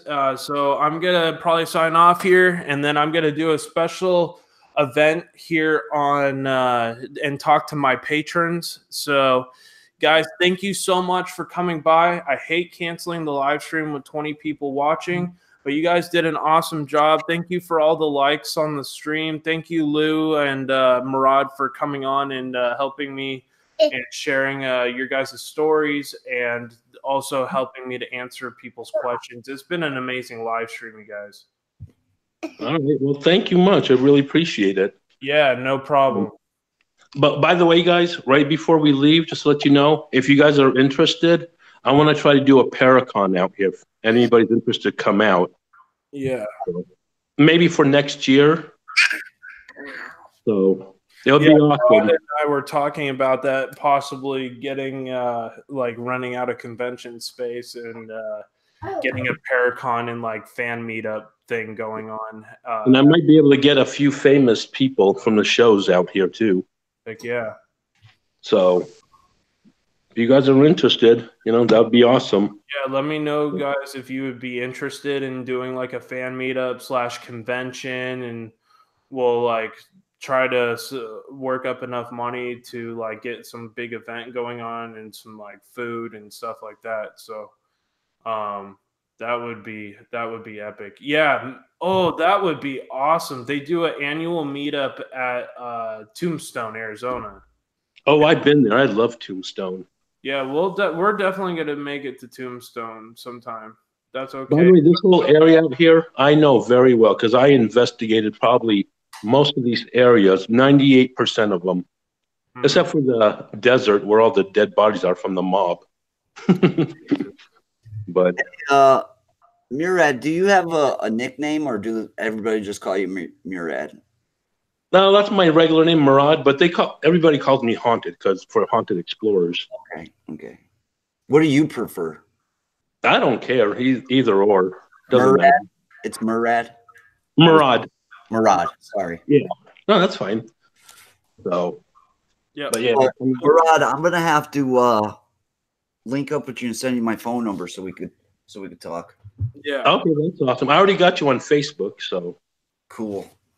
All right, guys. We'll be all in cahoots and talking to one another to try to get some plans going to do some really, really cool stuff coming up. So Murad is going to be joining me next weekend and the rest of the Presence of the Unknown crew. And same with Augustino Paranormal. Johnny, he is going to be joining us as well at the Omen House. And then same deal going on with even more people for the Queen Mary. So you guys don't want to miss out. The next month is going to be action-packed, great live streams, and a lot of hard work and effort are going to be put into these events. So thank you guys so much for coming by. Much love and light. Thanks, and keep it spooky, my friends. Rockstar fans. Rockstar fans for life. Fans for later. All right, guys.